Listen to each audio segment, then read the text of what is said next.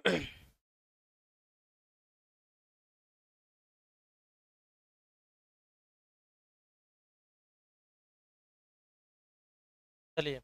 तो student welcome to Aarakshan educational group. मैं Chandan sir as a mathematics teacher. तो चलिए, आप सभी को आपका अपना चैनल पर स्वागत है। जैसा कि मैंने आप लोग को बोला था कि आपको आज कैलकुलस चालू होगा और कैलकुलस का एक ही लेक्चर आपको मैं आज पढ़ाऊंगा।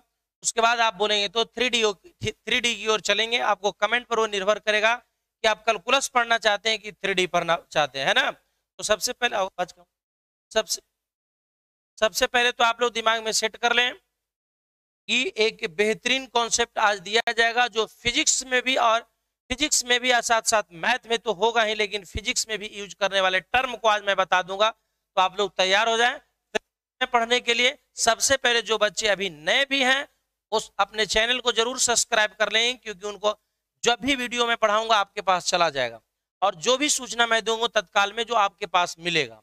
तो सबसे पहले जो भी बच्चे हमारे साथ ज्वाइन है, एक बार लिंक को सभी लोग शेयर कर दें, क्योंकि काफी खूबसूरत बातें आज होने वाले हैं, है ना। चलिए, वेरी गुड। चलिए, तो मैं शुरू करता हूं। आज काफी खूबसूरत होगा पढ़ाई। थोड़ा समय 1 सेकंड के लिए आप लोग से मिल लूं, 1 मिनट के लिए मिल लूं। Very good. लिंक जो भी बच्चे हैं इसे एकदम बहुत अच्छा, और साउंड भी आ रहा होगा। हाँ, साउंड में आज क्लियरली मिलेगा, आपको कोई दिक्कत नहीं होगा। Very good.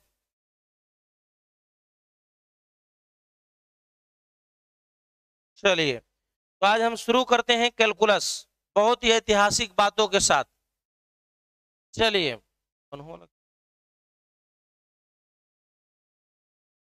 Very good. तो चलिए, आज हम शुरू करते हैं बहुत ही बेहतरीन कॉन्सेप्ट की ओर लेकर मैं आज चलूंगा, कैलकुलस। तो आप सभी लोग तैयार हो जाए। अगर हो सके तो लिंक जितना जल्दी शेयर करें, क्योंकि कथा एक कहानी है, उसको सुनने में मजा आएगा, है ना।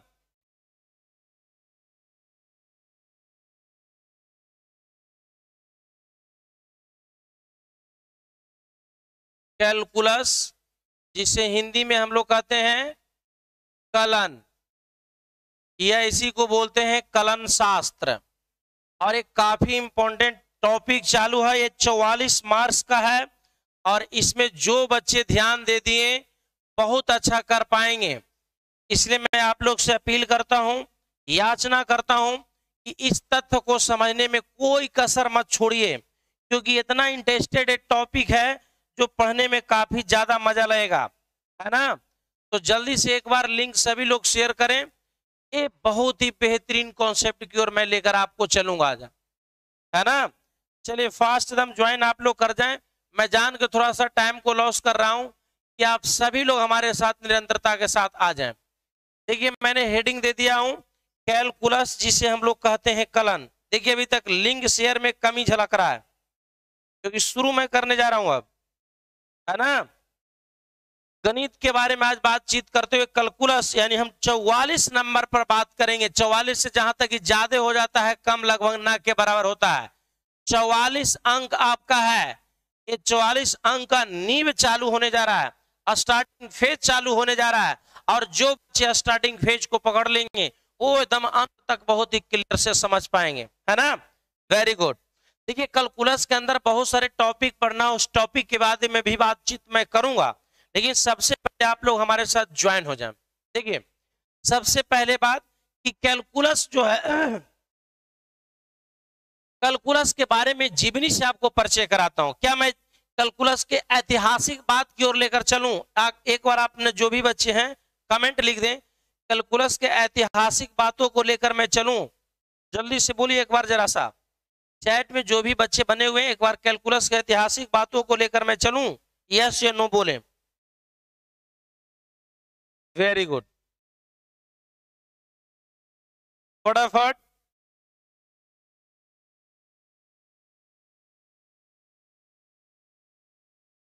सभी को जवाब आ रहा है, यस सर, वेरी गुड, एकदम। लेकिन लिंक शेयर कर लें। और दूसरी बात कि जो ज्वाइन है हटिएगा नहीं, क्योंकि हट गए तो बहुत दिक्कत है कि समझने में दिक्कत होगा ऐतिहासिक बातों में, है ना। जैसे फिल्म देखते हैं तो बीच में देखने से कहानी समझ में नहीं आता है, पीछे कर पाते हैं, तो आप इसमें पीछे करने का आपको ऑप्शन ही नहीं मिलेगा। इसीलिए आप लोग एकदम कहानी की तरह सुने पहले बिजोड़ ढंग से, है ना। Very good. देखिए सबसे पहले तो कैलकुलस को उत्पन्न कैसे हो गया। तो कैलकुलस का उत्पन्न शुरुआती दौर में समझिए तो मुख्य रूप से पत्थर को गिनने के लिए हुआ था। अब इत्तेफाक से वो हर एक जगह लगभग लगने लगा, फिजिक्स में ज्यादातर काम करने लगा। इस कारण हम लोग को आपका कैलकुलस का भी खोज हुआ। लेकिन कैलकुलस के जनक हम लोग बोलते हैं कि न्यूटन है, या आपको कहते हैं कि लेबनिज है। लेकिन क्यों बनी ये, और हमारे भारत देश के जो गणितज्ञ थे उन्होंने खोज कर दिए, फिर भी उनका गणितज्ञ कैलकुलस का नाम, कैलकुलस का पिता का श्रेय नहीं दिया गया। लेकिन हमारे भारत देश में ही खोज हुआ था। लेकिन ये इटली किया, और इटली से कैसे पहुंच गया जर्मनी में और इंग्लैंड में, इसी तथ्य को मैं लेकर चलूंगा। एकदम काफी खूबसूरत चैप्टर है ये, देखिएगा। कैलकुलस है जो खोजने वाले दो व्यक्ति हैं। कैलकुलस के बारे में अगर मैं पहली बार बात करूं, ध्यान से देखें, यहां पे बात को समझना है। एक गणितज्ञ थे जिनका नाम था न्यूटन। क्या नाम था? न्यूटन। और दूसरा का नाम था लेबनिज। ध्यान से देखना है खाली, बस कुछ विशेष बात नहीं है, समझाएंगे, खूब मजा आएगा दम। न्यूटन का अगर मैं जन्म की बात करूं तो 1642 ईस्वी में इनको जन्म हुआ था। रफ में पहले समझ लीजिए। और 1642 में जन्म हुए और इनको मृत्यु हो गया जाकर 1727 ईस्वी में। इनको मृत्यु हुआ जाकर 1727 ईस्वी में। कहाँ के रहने वाले थे ये? तो ये इंग्लैंड यानी अंग्रेजी थे, है ना, इंग्लैंड के रहने वाले थे, है ना, ये इंग्लैंड के रहने वाले थे। इन्होंने एक बुक को भी प्रकाशित किया था। इन्होंने एक बुक को भी प्रकाशित किए थे। ये जाकर आपको 1780 ईस्वी के आसपास इन्होंने एक बुक का प्रकाशन भी दिए थे। न्यूटन साहब ने एक बुक को भी प्रकाशन दिए थे 1780 ईस्वी में। एक बुक भी लिखे थे। क्या लिखे थे? बुक लिखे थे। और इस बुक का नाम भी बताएंगे, थोड़ा सा पहले देख ले। 1780 ईस्वी में इन्होंने एक बुक भी प्रकाशित किए थे। इसके बाद मैं चर्चा करता हूं इस दोनों पर।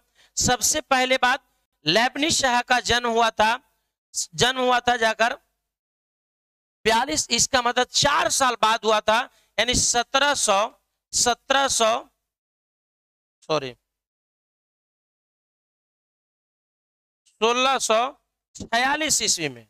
और इनको मृत्यु हुआ था 1716 ईस्वी में। समझ रहे बात? लेबनिज का जन्म हुआ 1646 ईस्वी में और मृत्यु हुआ 1716 ईस्वी में।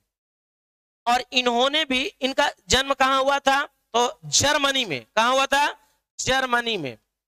ध्यान में रखें, जर्मनी में। और इन्होंने भी एक बुक प्रकाशित किया था करीबन 1700,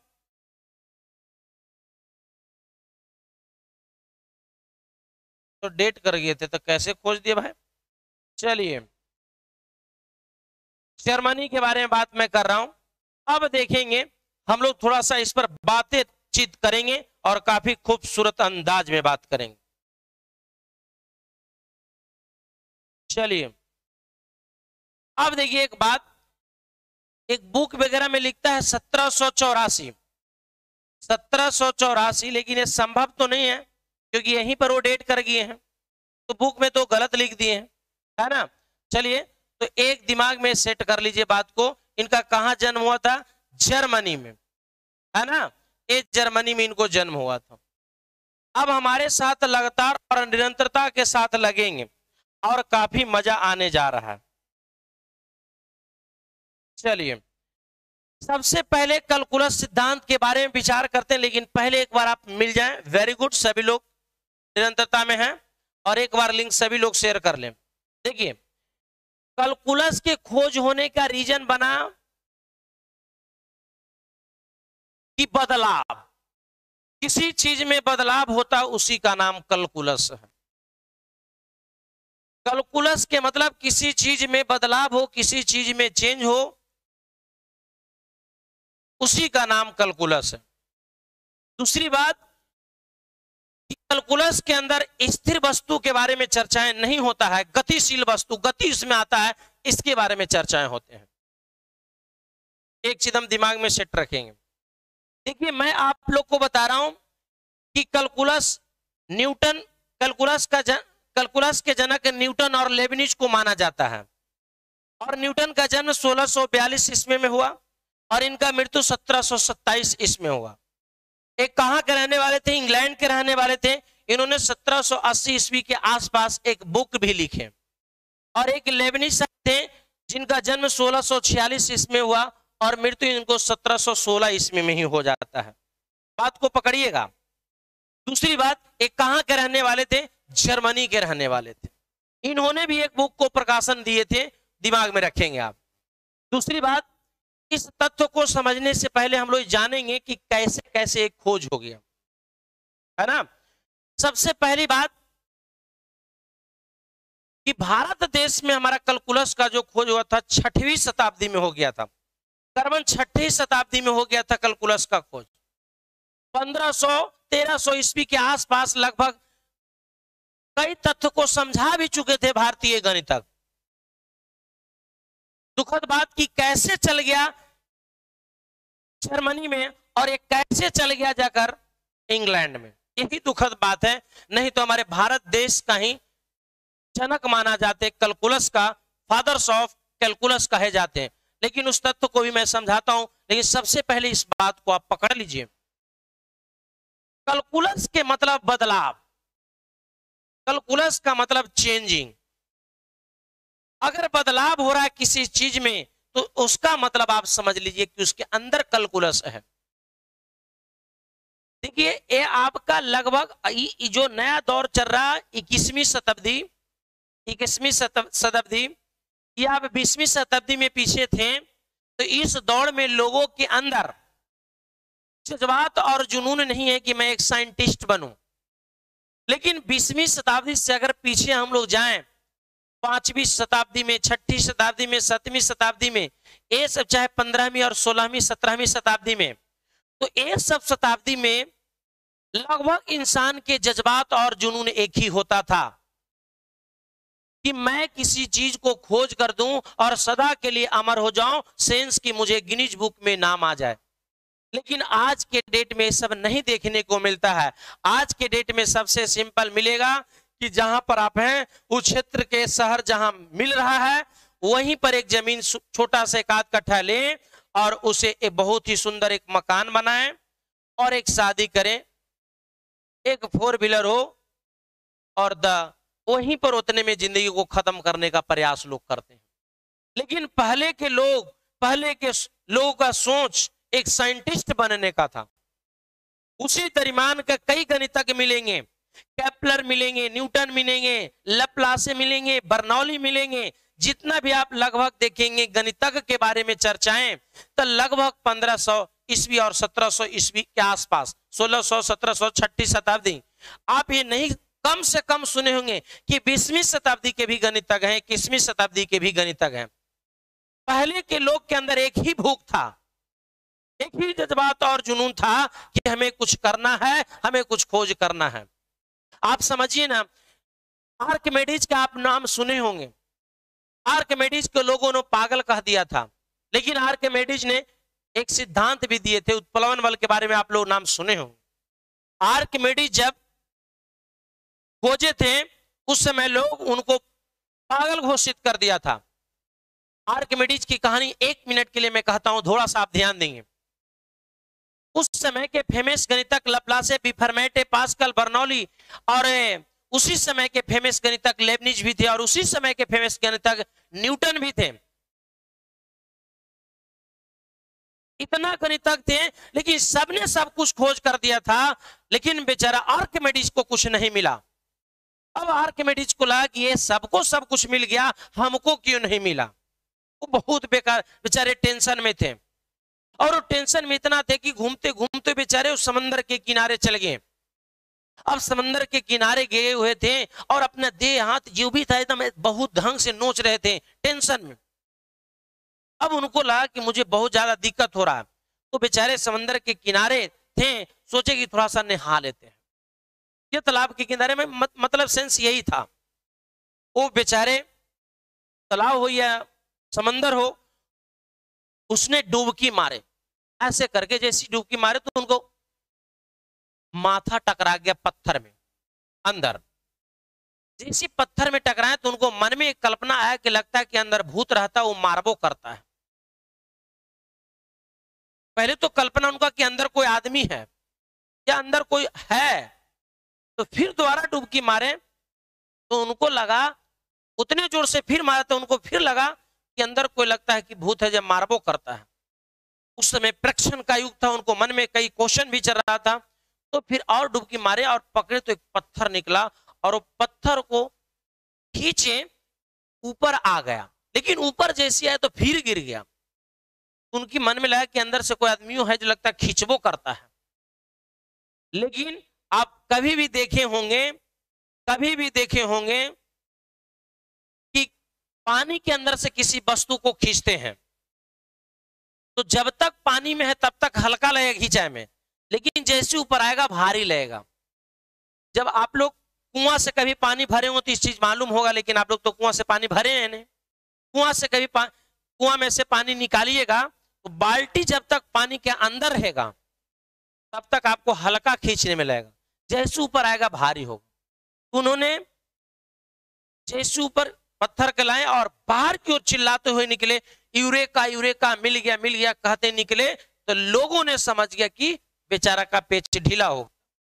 लेकिन उन्होंने एक उत्प्लवन बल का खोज कर दिया, उत्प्लवन बल का खोज कर दिए।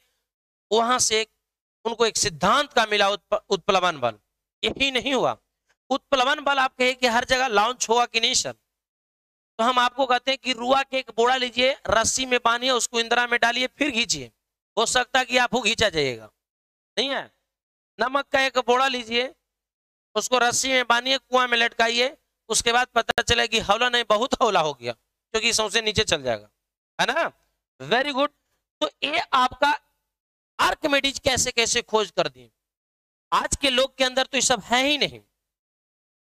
आज के अंदर किसी इंसान के लगभग को मैं देख पाता हूं कि उनके अंदर ये सब जज्बात और जुनून नहीं है कि मैं एक नया चीज की खोज कर दूं।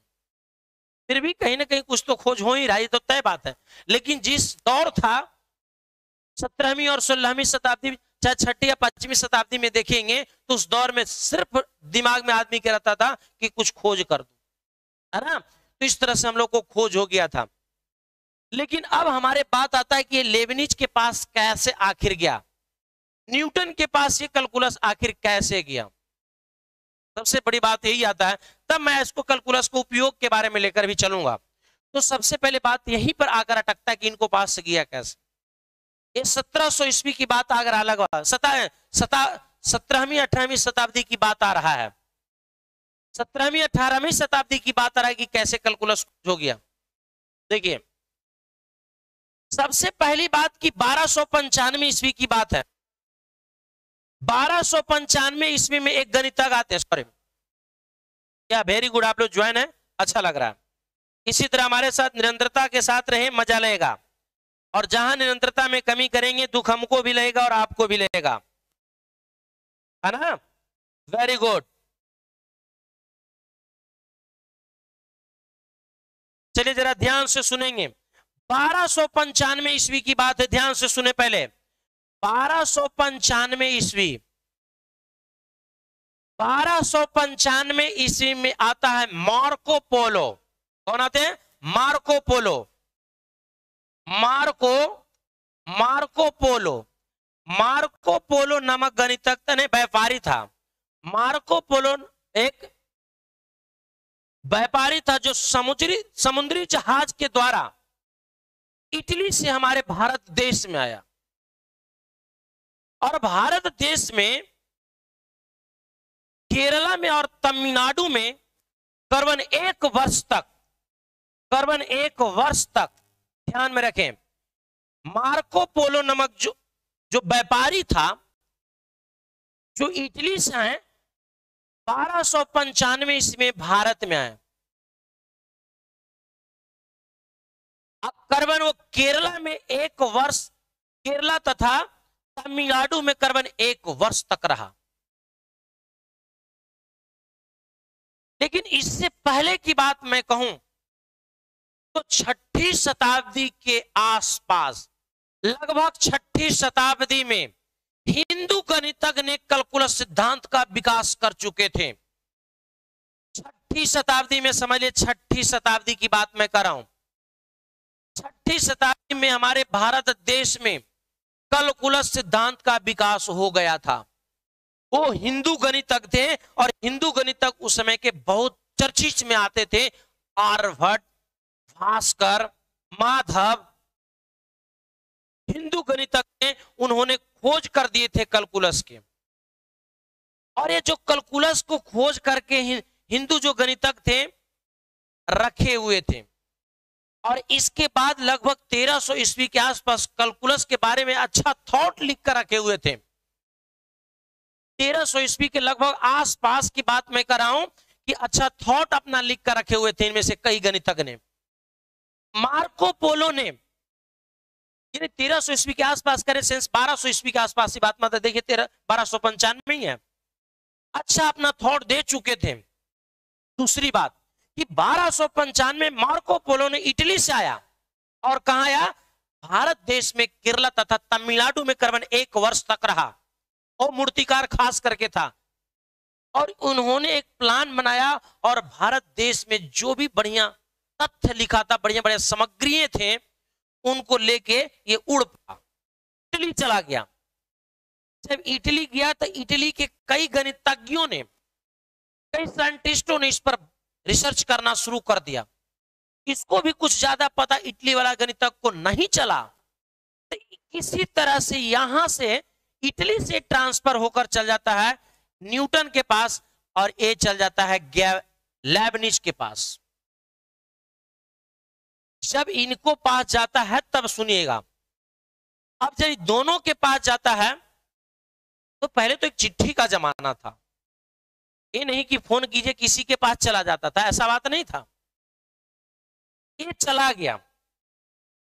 अब जैसे दोनों के पास गया, लेकिन 1600, दुखद बात कि 1642 ईस्वी में इंग्लैंड के ही एक गणितज्ञ थे जिनका नाम था गैलीलियो।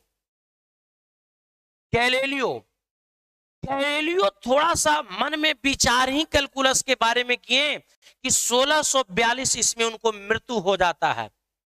और जैसी 1642 ईस्वी इनको मृत्यु होता है तो वहां पर एक साइंटिस्ट, एक गणितज्ञ समझिए तो जन्म लेते हैं 1642 ईस्वी में ही न्यूटन साहब।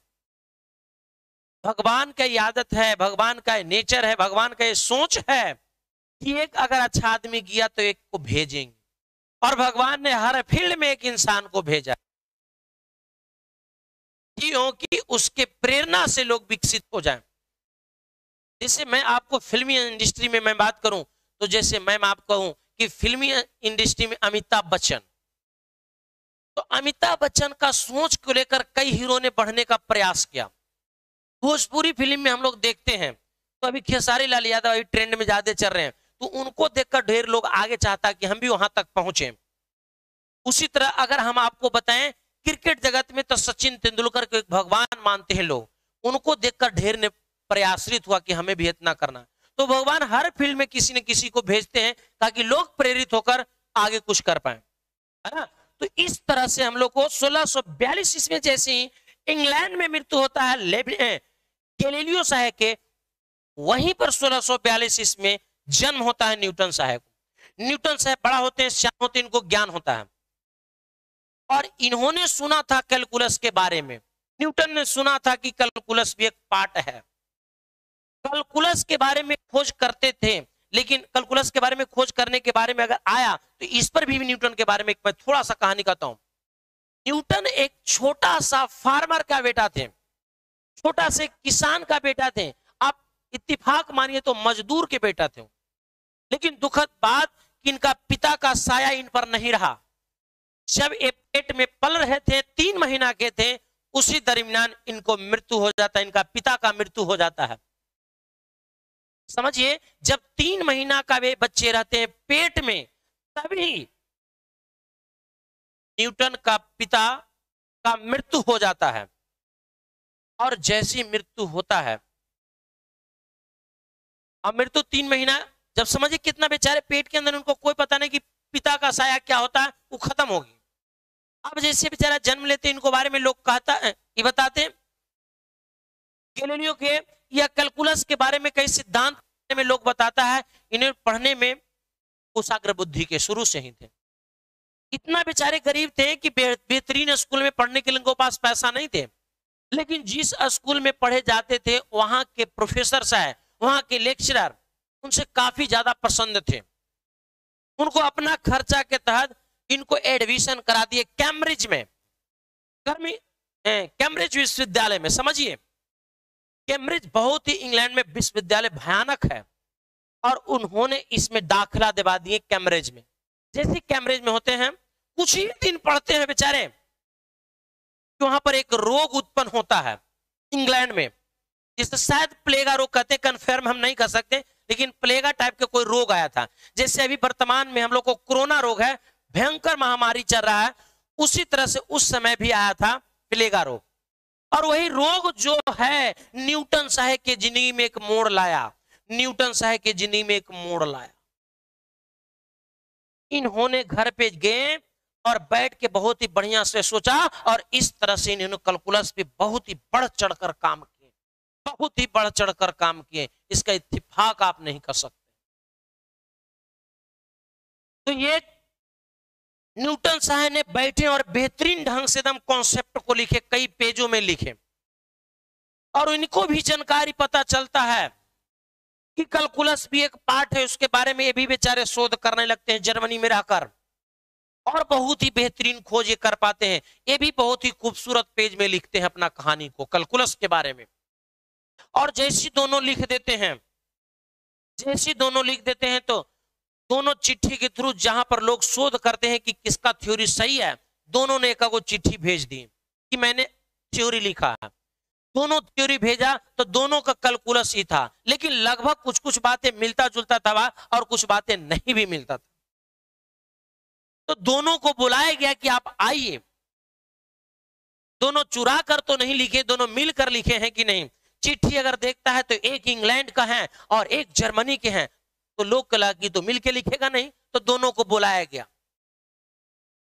दोनों को बुलाया गया और दोनों आया तक दोनों मिलके लिखे हैं। तो न्यूटन साहब कहते हैं मैंने तो इसे पहली बार देखा है। अब वहां के जो भी साइंटिस्ट है सब चंभव आ गए, तो कहा कि दोनों अपना अपना थ्योरी के बको। ये अपना थ्योरी अंतर थोड़ा माना था, लेकिन ये भी अपना बकना शुरू किए, ये भी बकना किए, दोनों एकदम खूबसूरत बके और बहुत खूबसूरत बके। तो अब लोग साइंटिस्टों को लगा कि इसमें से मैं किनको फादर्स ऑफ कैलकुलस का नाम दूं। बहुत दिन तक ये झगड़ा चला, कैलकुलस के पिता कहने के लिए बहुत दिन तक झगड़ा चला कि कैलकुलस का पिता का श्रेय किन्हें दें। लेकिन इंग्लैंड आप जानते हैं शुरू से ही चतुर दिमाग का है। बेहतरीन कॉन्सेप्ट जो देने के काम किए थे तो लेबनिज ने किए थे, और ये भी बहुत ही बेहतरीन कॉन्सेप्ट दिए, हम नहीं कह सकते हैं, लेकिन ये भी बहुत बेहतरीन कॉन्सेप्ट दिए थे।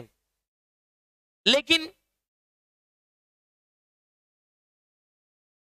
दुखद बात है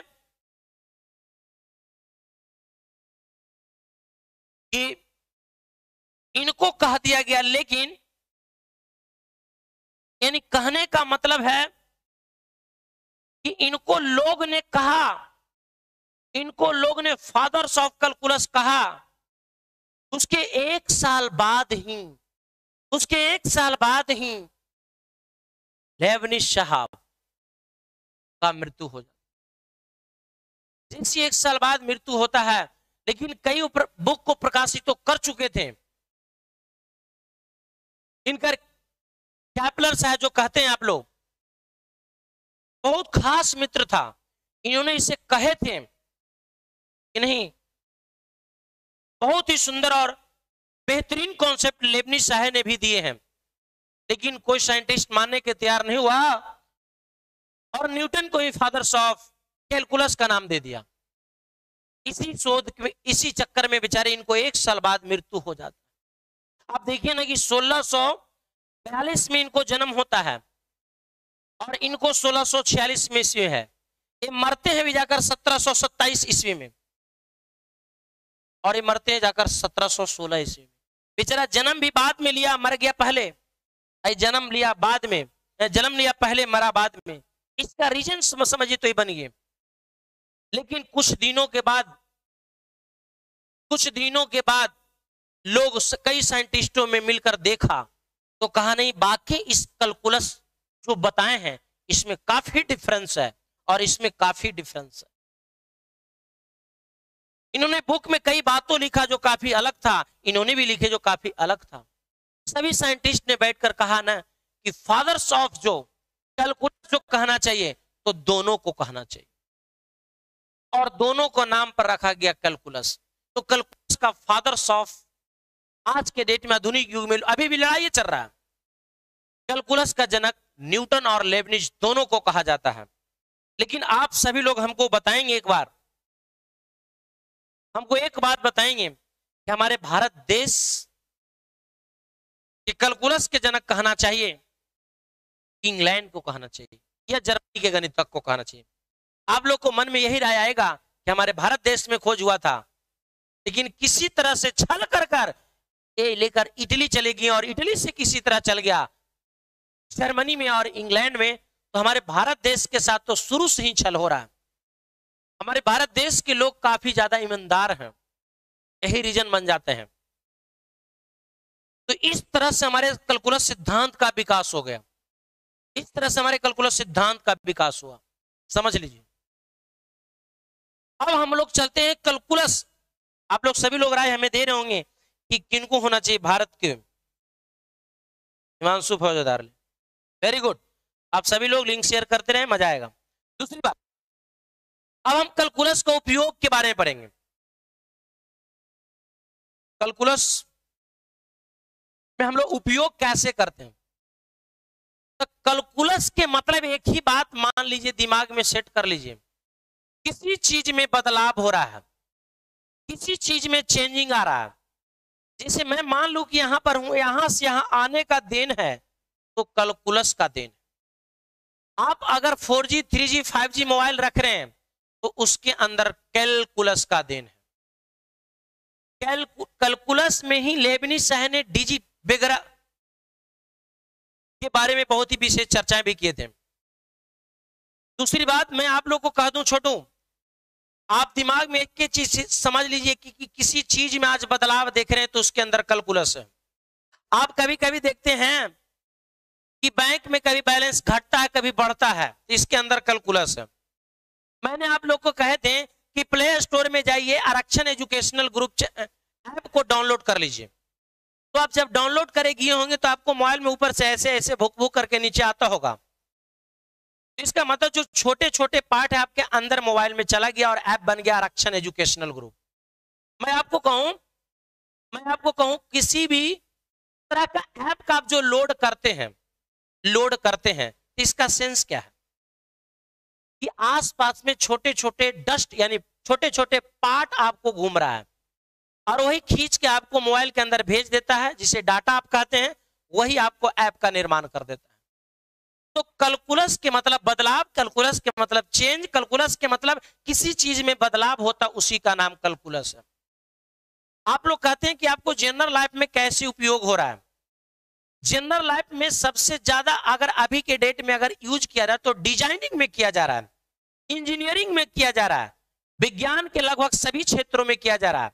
अर्थशास्त्री लोग अर्थशास्त्र में काम कर रहे हैं, सांख्यिकी में काम हो रहा है, सामाजिक विज्ञान में काम हो रहा है, लेकिन आपको पता नहीं चलेगा। आप जब कपड़ा पहनते हैं तो कभी देखते हैं कि स्टाइलिश बनकर आता है कपड़ा, तो ये सब कैलकुलस के अंदर है। आप एक ही चीज दिमाग में सेट में कर लीजिए कि किसी चीज में अगर बदलाव हो रहा है, किसी चीज में चेंज हो रहा है, तो उसी को नाम है कैलकुलस। दिमाग में सभी लोग को सेट कर गया कि कैलकुलस क्या है, तो किसी चीज में बदलाव, किसी चीज में चेंजिंग, उसी का नाम कैलकुलस है। बदलाव मतलब कैलकुलस। पहले के लोग बाल बड़ा बड़ा रखते थे और आज के लोग देखिएगा, कभी एने से कटा, कभी एने से, कभी घोड़ा कट, तो कभी बैल कट, तो कभी अदरे रसेल कट। अदरे रसेल के देखो तो सूअर कट है, नहीं है? तो ये सब फैशन बन गया और जो बदलाव होता उसी का नाम है कैलकुलस। तो हम लोग को अब डिफिनेशन की ओर लेकर चलेंगे। अब इसका उपयोग वगैरह हम लोग सभी लोग सीखेंगे। अगर आप लोग को कहानी बेहतरीन लग रहा होगा तो एक बार लाइक बटन को जरूर दबा दें। अगर काफी खूबसूरत लगा है तो यस जरूर लिख दें। वेरी गुड, है ना। बहुत ही सुंदर कॉन्सेप्ट, इसको पकड़ना था और ये चीज आप जान गए तो अच्छा है। ये सिलेबस के अंदर नहीं है, पूछता नहीं है, लेकिन जानकारी लेना कोई गलत बात है ना। तो चलिए अब हम लोग कॉपी कलम उठा लीजिए और शुरू कर दें लिखने के लिए, है ना। कैलकुलस के बारे में हम लोग चर्चाएं करेंगे। आ जाइए, स्टार पॉइंट दे दें और पहले हम लोग लिखते हैं कैलकुलस किसे कहते हैं। शुरू करते हैं, जरा सा ध्यान से। अभी बहुत पढ़ाएंगे, आज 2 घंटा सुपर पढ़ाएंगे और बहुत बढ़िया बढ़िया कॉन्सेप्ट भी पढ़ाएंगे। चलिए,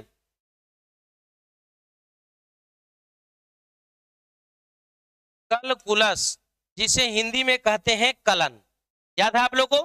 गणित की वह शाखा, चलिए लिखते चलेंगे ज्यादा अच्छा होगा। गणित की वह शाखा, लिख लेंगे, गणित की वह शाखा,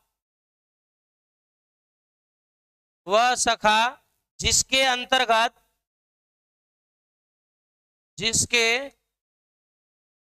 अंतर्गत, जिसके अंतर्गत राशियों में परिवर्तन, क्या बोल रहे हैं, अंतर्गत हम लोग राशियों में, अंतर्गत हम लोग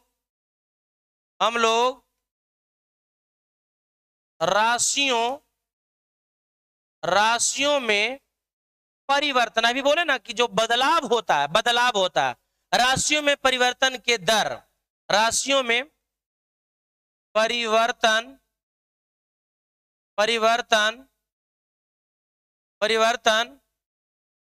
के दर के बारे में, परिवर्तन। कैलकुलस क्या है, तो गणित की वह शाखा जिसके अंतर्गत हम लोग राशियों में परिवर्तन के दर के बारे में, दर के बारे में अध्ययन करते हैं, अध्ययन करते हैं। क्लियर है। अब ध्यान में रखेंगे, बहुत ही बेहतरीन है, ध्यान से आप सीखेंगे, मजा आते चलेगा। तो दिमाग में सेट करें, कैलकुलस किसे कहते हैं, तो दिमाग में सेट हुआ गणित की वह शाखा जिसके अंतर्गत हम लोग राशियों में परिवर्तन के दर के बारे में अध्ययन करते हैं, उसे कैलकुलस कहते हैं। अगर इसको मैं शॉर्ट वे में अगर डिफिनेशन एक और बता दूं, सिंपल वे में, तो आप एक कह सकते हैं कि calculus is the game of function. Hindi बोल सकते हैं कि कलन फलन का खेल है। कैलकुलस के अंदर जब हम चलेंगे तो सिर्फ इसी, क्या आप लोग बातचीत कर रहे हैं, पहले पढ़िए। Calculus is the game of function, लिखते चले ज्यादा अच्छा होगा। Calculus is the game of function, kiln फलन का खेल है। यानी एक बात और अगर हम कहें स्टार पॉइंट देकर ही कि आप लिख दें, calculus is the study of real number. Study करते हैं, इसके अंतर्गत पढ़ते हैं, है ना, स्टडी ऑफ रियल नंबर। ध्यान देंगे, calculus is the study of real number, उधर calculus is the study of real number. तो एक कैलकुलस का एक मुख्य रूप से डिफिनेशन बना दिया गया कि कैलकुलस क्या है, तो गणित की वह शाखा जिसके अंतर्गत हम लोग राशियों में परिवर्तन के दर के बारे में अध्ययन करते हैं, उसे कैलकुलस कहते हैं। अगर मैं कहूं शॉर्ट वे में, इसका जनरल लाइफ में कैसे यूज करते हैं, तो calculus is the game of function. Function को जो बात हम लोग पढ़ा चुके, बहुत ही करीबन 20 से 22 वीडियो हम लोग पढ़ा चुके हैं, उसमें पढ़े calculus is the game of function, यानी हिंदी में कहेंगे कलन फलन का खेल है। जो इंसान को फलन पर पकड़ बन जाएगा, उनको इस पर पकड़ बन जाएगा, है ना। एक करें calculus is the study of real number. करें कैलकुलस के अंदर जो हम अध्ययन करेंगे तो सिर्फ रियल पार्ट के बारे में चर्चा करेंगे, काल्पनिक के बारे में कहीं पर चर्चा नहीं आएगा, काल्पनिक जहां आएगा वहां कट लिखा जाएगा, है ना। तो इसलिए मैंने बोल दिया calculus is the study of real number. Clear है? तो छोटा सा बात है, सभी लोग लिख लियो। जी गुरु जी, सभी लोग के हैं, बहुत बढ़िया। आप लोग तार हमारे साथ ज्वाइन नहीं, काफी खूबसूरत लगेगा। इसको हटाते हैं। चलिए अब हमारे साथ कुछ स्टार पॉइंट देखें। कैलकुलस के जनक न्यूटन तथा लेबनिज दोनों को कहा जाता है। लिखेंगे कैलकुलस के जनक न्यूटन कैलकुलस के जनक क्या बोल रहे हैं? न्यूटन तथा लेबनिज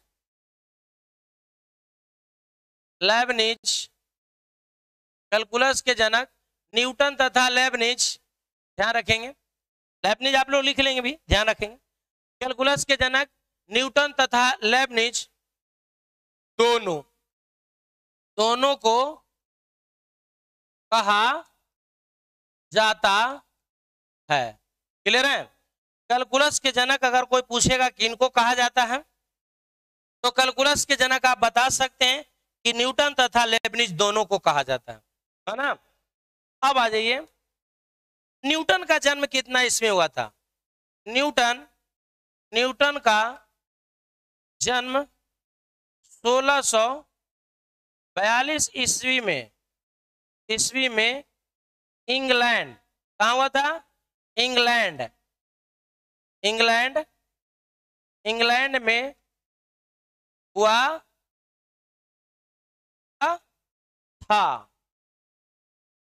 था तथा मृत्यु कितना ईस्वी हुआ? 1727 ईस्वी में। 1727 ईस्वी में हुआ। थोड़ा छोटा छोटा बात है, लिखते चलेंगे। न्यूटन का जन्म 1642 ईस्वी में इंग्लैंड में हुआ तथा मृत्यु 1727 ईस्वी में हुआ। न्यूटन का अगर जन्म के बारे में कहेंगे तो कहां बोले थे? इंग्लैंड में हुआ, और मृत्यु इंग्लैंड में 1642 ईस्वी में हुआ तथा 1727 ईस्वी में उनको मृत्यु हो गया था। इन्होंने एक बुक को प्रकाशित भी किए थे करीबन 1680 ईस्वी के आसपास, है ना। उसको पूरा फुल्ली मैं नहीं बता पा रहा हूं। तो चलिए अब अगला मैं बात करूं तो लेबनिज। तो आइए, लेबनिज का जन्म ध्यान देंगे थोड़ा। लेबनिज का जन्म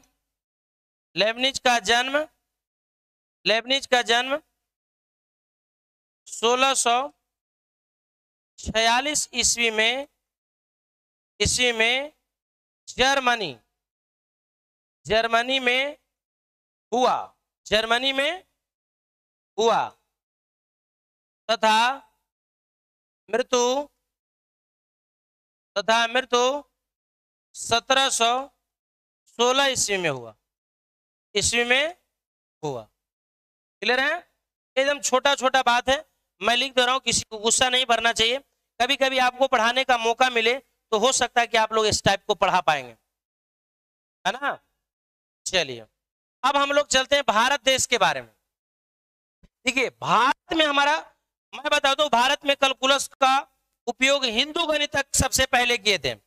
भारत में कैलकुलस का उपयोग हिंदू गणितज्ञ द्वारा, स्टार देके लिखेंगे, भारत में कैलकुलस का उपयोग, भारत में सबसे पहले तो उपयोग हो गया था जी, उपयोग हिंदू गणितज्ञ द्वारा, हिंदू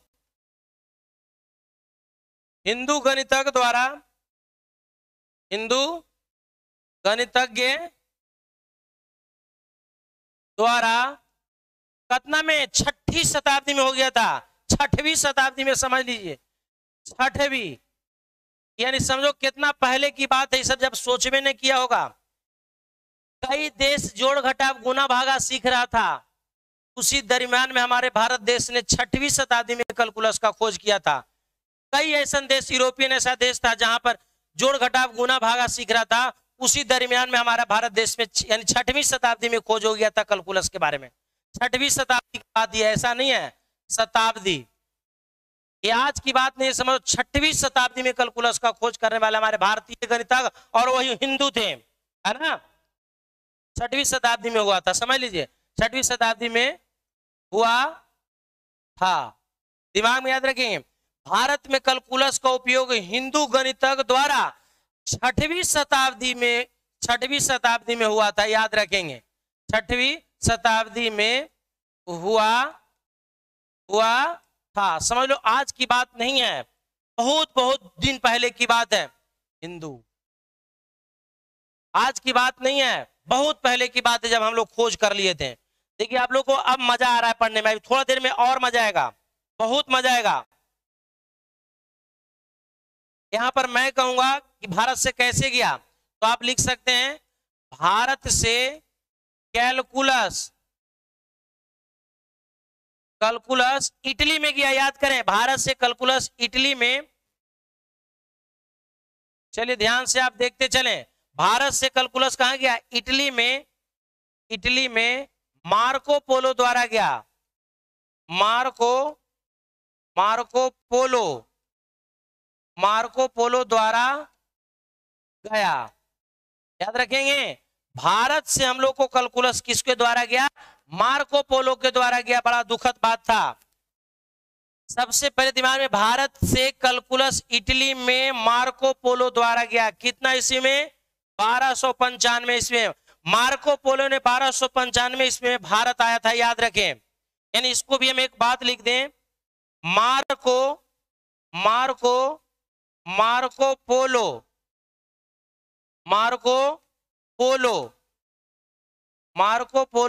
कितना इसमें आया था, 1200।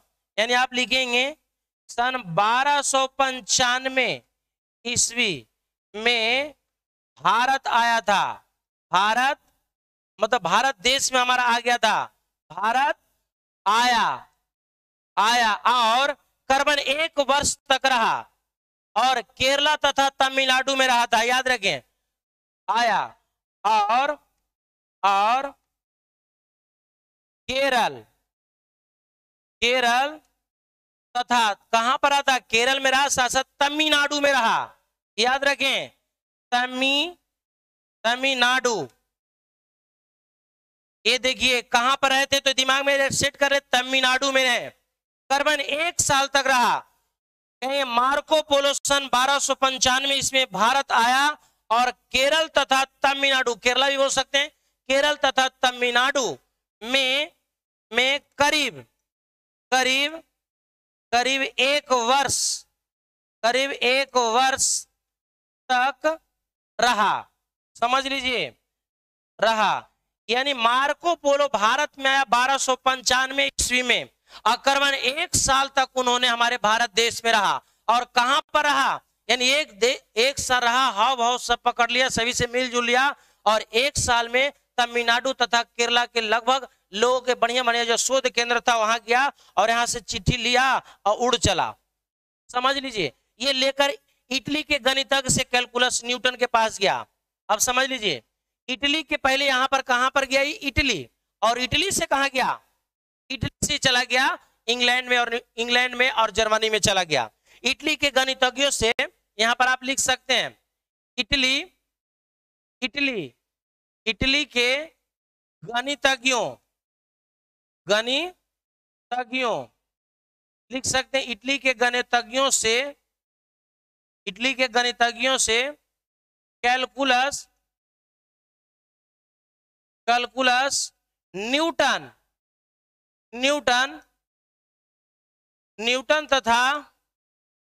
तथा लेबनिज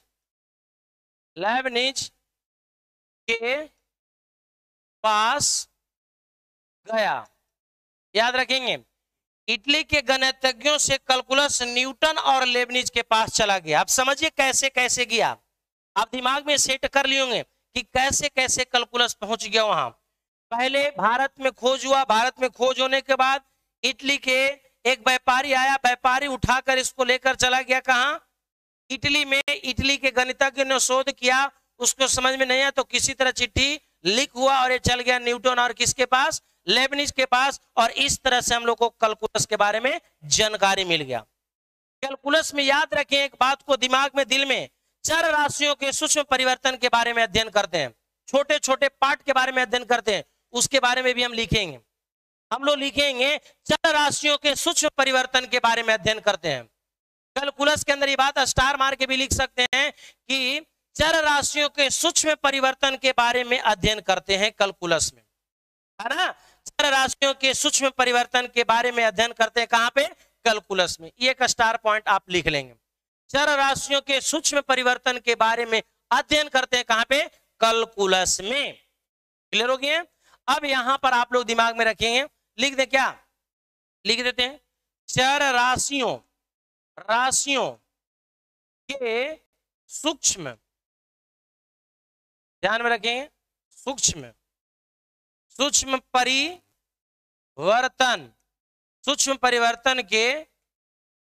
परिवर्तन के बारे में अध्ययन करते हैं, किसमें, कैलकुलस में। याद रखेंगे, करते हैं कोची में, कैलकुलस में,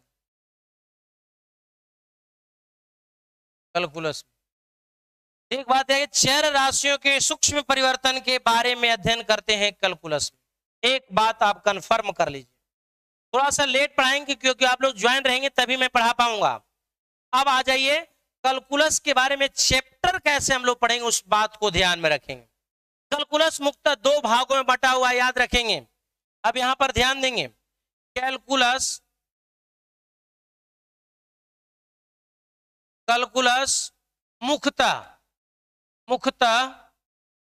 मुख्यतः दो भागों में बटा हुआ है, दो भागों में कैलकुलस को मुख्यतः दो भागों में बांटा गया, याद रखेंगे, है ना।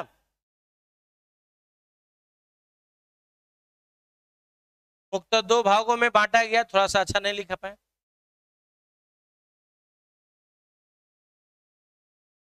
कैलकुलस को मुख्यतः दो भागों में बांटा गया है, ध्यान में रखें। कैलकुलस को मुख्यतः कौन भागों में बांटा गया है, दो भागों में। पहला भाग का नाम है डिफरेंशियल कैलकुलस और दूसरा भाग के नाम है इंटीग्रल कैलकुलस। तो ध्यान से सुनिएगा, यानी पहला भाग को हम कहते हैं अवकलन, शॉर्ट में ही लिख दिए अवकलन, जिसे हम लोग कहते हैं डिफरेंशिएशन।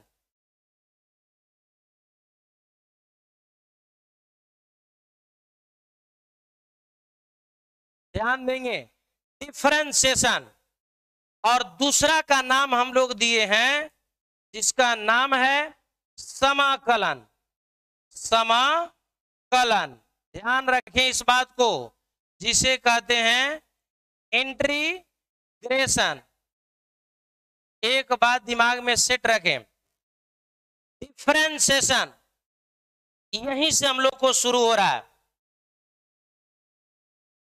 तो देखिए यहां पर जो ध्यान देंगे वही सीख पाएंगे, नहीं तो नहीं सीख पाएंगे। सबसे पहले कैलकुलस मुख्यतः दो भागों में बांटा गया है, एकदम क्लियर कर लो। ये 45 मिनट से ऊपर पढ़ाएंगे, मैं आप लोग को देख रहा हूं बढ़िया से, है ना। कैलकुलस मुख्यतः दो भागों में बांटा गया, अवकलन और समाकलन। अवकलन को हम लोग बोलते हैं अवकल, ऐसे बोलते हैं डिफरेंशियल कैलकुलस और इंटीग्रल कैलकुलस। उसी को मैं शॉर्ट वे में लिख दिया, अवकलन और समाकलन। अवकलन का उपयोग जो हम लोग करते हैं अंतर के लिए करते हैं, याद रखेंगे। अवकलन का उपयोग अंतर के लिए किया जाता है, एक स्टार पॉइंट आप लिख सकते हैं यहां पर।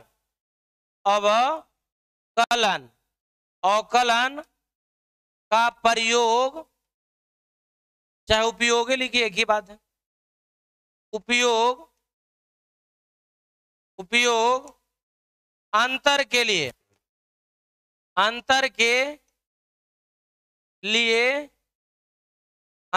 लिए किया जाता है। बोर्ड पे बने हमारे साथ, अंतर के लिए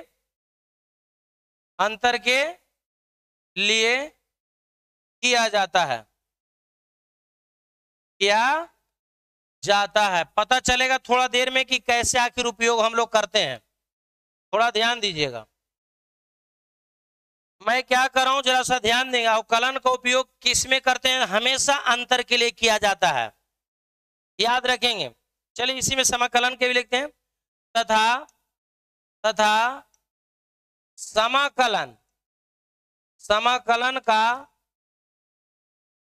उपयोग उपयोग जोड़ के लिए किया जाता है, जोड़ के लिए, जोड़ के लिए किया जाता है। क्लियर के बात को समझ गए? डिफरेंस, प्रोनाउंसिएशन करके आप देखिए डिफरेंस, तो डिफरेंस मतलब अंतर, और एक समाकलन तो उसके मैं बताता हूं इंटीग्रेशन। इंटीग्रेशन उसके बारे में मैं चर्चा करूंगा कि इंटीग्रेशन समेशन वर्ड से लिया गया है, तो समेशन का अर्थ जोड़ होता है, इसलिए दिमाग में रखिए डिफरेंस। डिफरेंस मतलब अंतर, तो डिफरेंशिएशन का उपयोग अंतर के लिए करते हैं और इंटीग्रेशन का उपयोग हमेशा जोड़ के लिए करते हैं। क्लियर हो गए? आप लोगों को मैं देख पा रहा हूं बहुत बेहतरीन जुड़े हुए हैं आप लोग। चलिए अब इसको मैं हटाता हूं, ये छोटा छोटा बात है, इसको दिमाग में सेट कर लेंगे। कैलकुलस का उपयोग हम लोग कहां कहां आज के डेट में करें? तो कैलकुलस का आधुनिक युग में उपयोग, कैलकुलस का आधुनिक आधुनिक आधुनिक आधुनिक युग क्या करें? आधुनिक आज के डेट में है ना, आधुनिक युग में कौची कौची में कर रहे हैं? कैलकुलस का उपयोग आधुनिक युग में कहां कहां करें?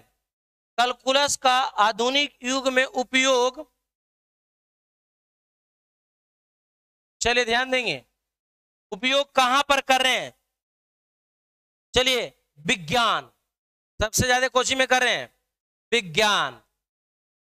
उसके बाद मैं कहूं तो अर्थशास्त्र, अर्थशास्त्र, अर्थशास्त्र।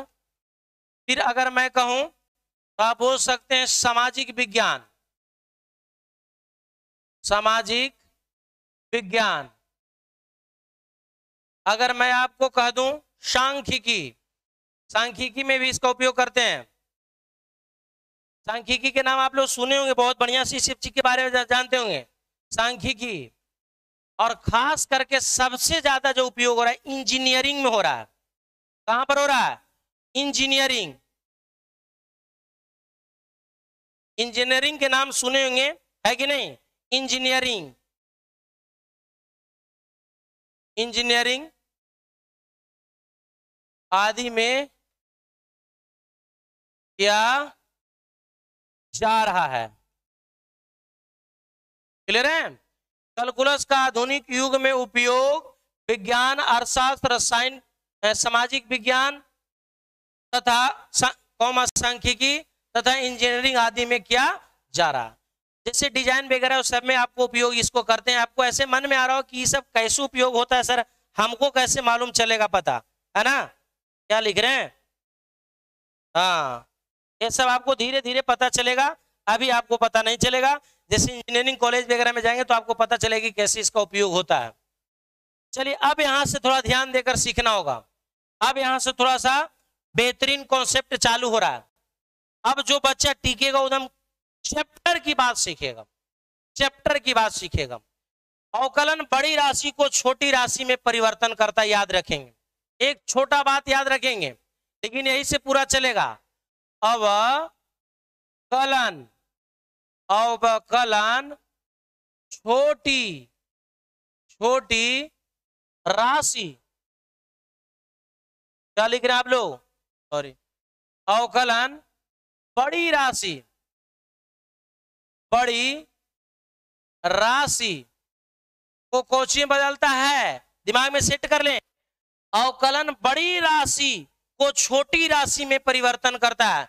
अवकलन बड़ी राशि को छोटी छोटी राशि, छोटी राशि में परिवर्तन परिवर्तन करता है। ये बहुत ब्रांड चीज है, यहीं से मुख्य चीज सीखेंगे। अवकलन बड़ी राशि को छोटी राशि में परिवर्तन करता है। अवकलन बड़ी राशि को छोटी राशि में परिवर्तन करता है, और यहीं से सीखना होगा बढ़िया ढंग से। क्या आप लोग बोल रहे हैं? चलिए देखिए क्या है जो सुनिए पहले, जिसे हम लोग बोलते हैं डिफरेंशिएशन, बोलते हैं ना।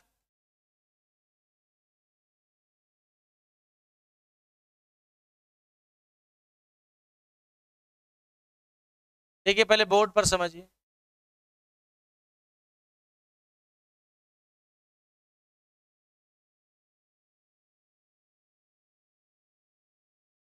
बोर्ड पे बने, क्लियर करें, है ना।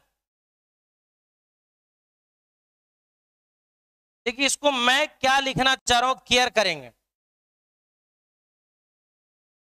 ध्यान देंगे। डिफरेंशिएशन, बोर्ड पे बने, मजा आएगा। देखिए ये जो हम लोग देख रहे हैं, क्लियर करेंगे बात को, तो मैं स्लो चल रहा हूं। किसी भी क्वांटिटी का बदलाव, कहेंगे कोची छोटू, किसी भी क्वांटिटी का बदलाव, किसी भी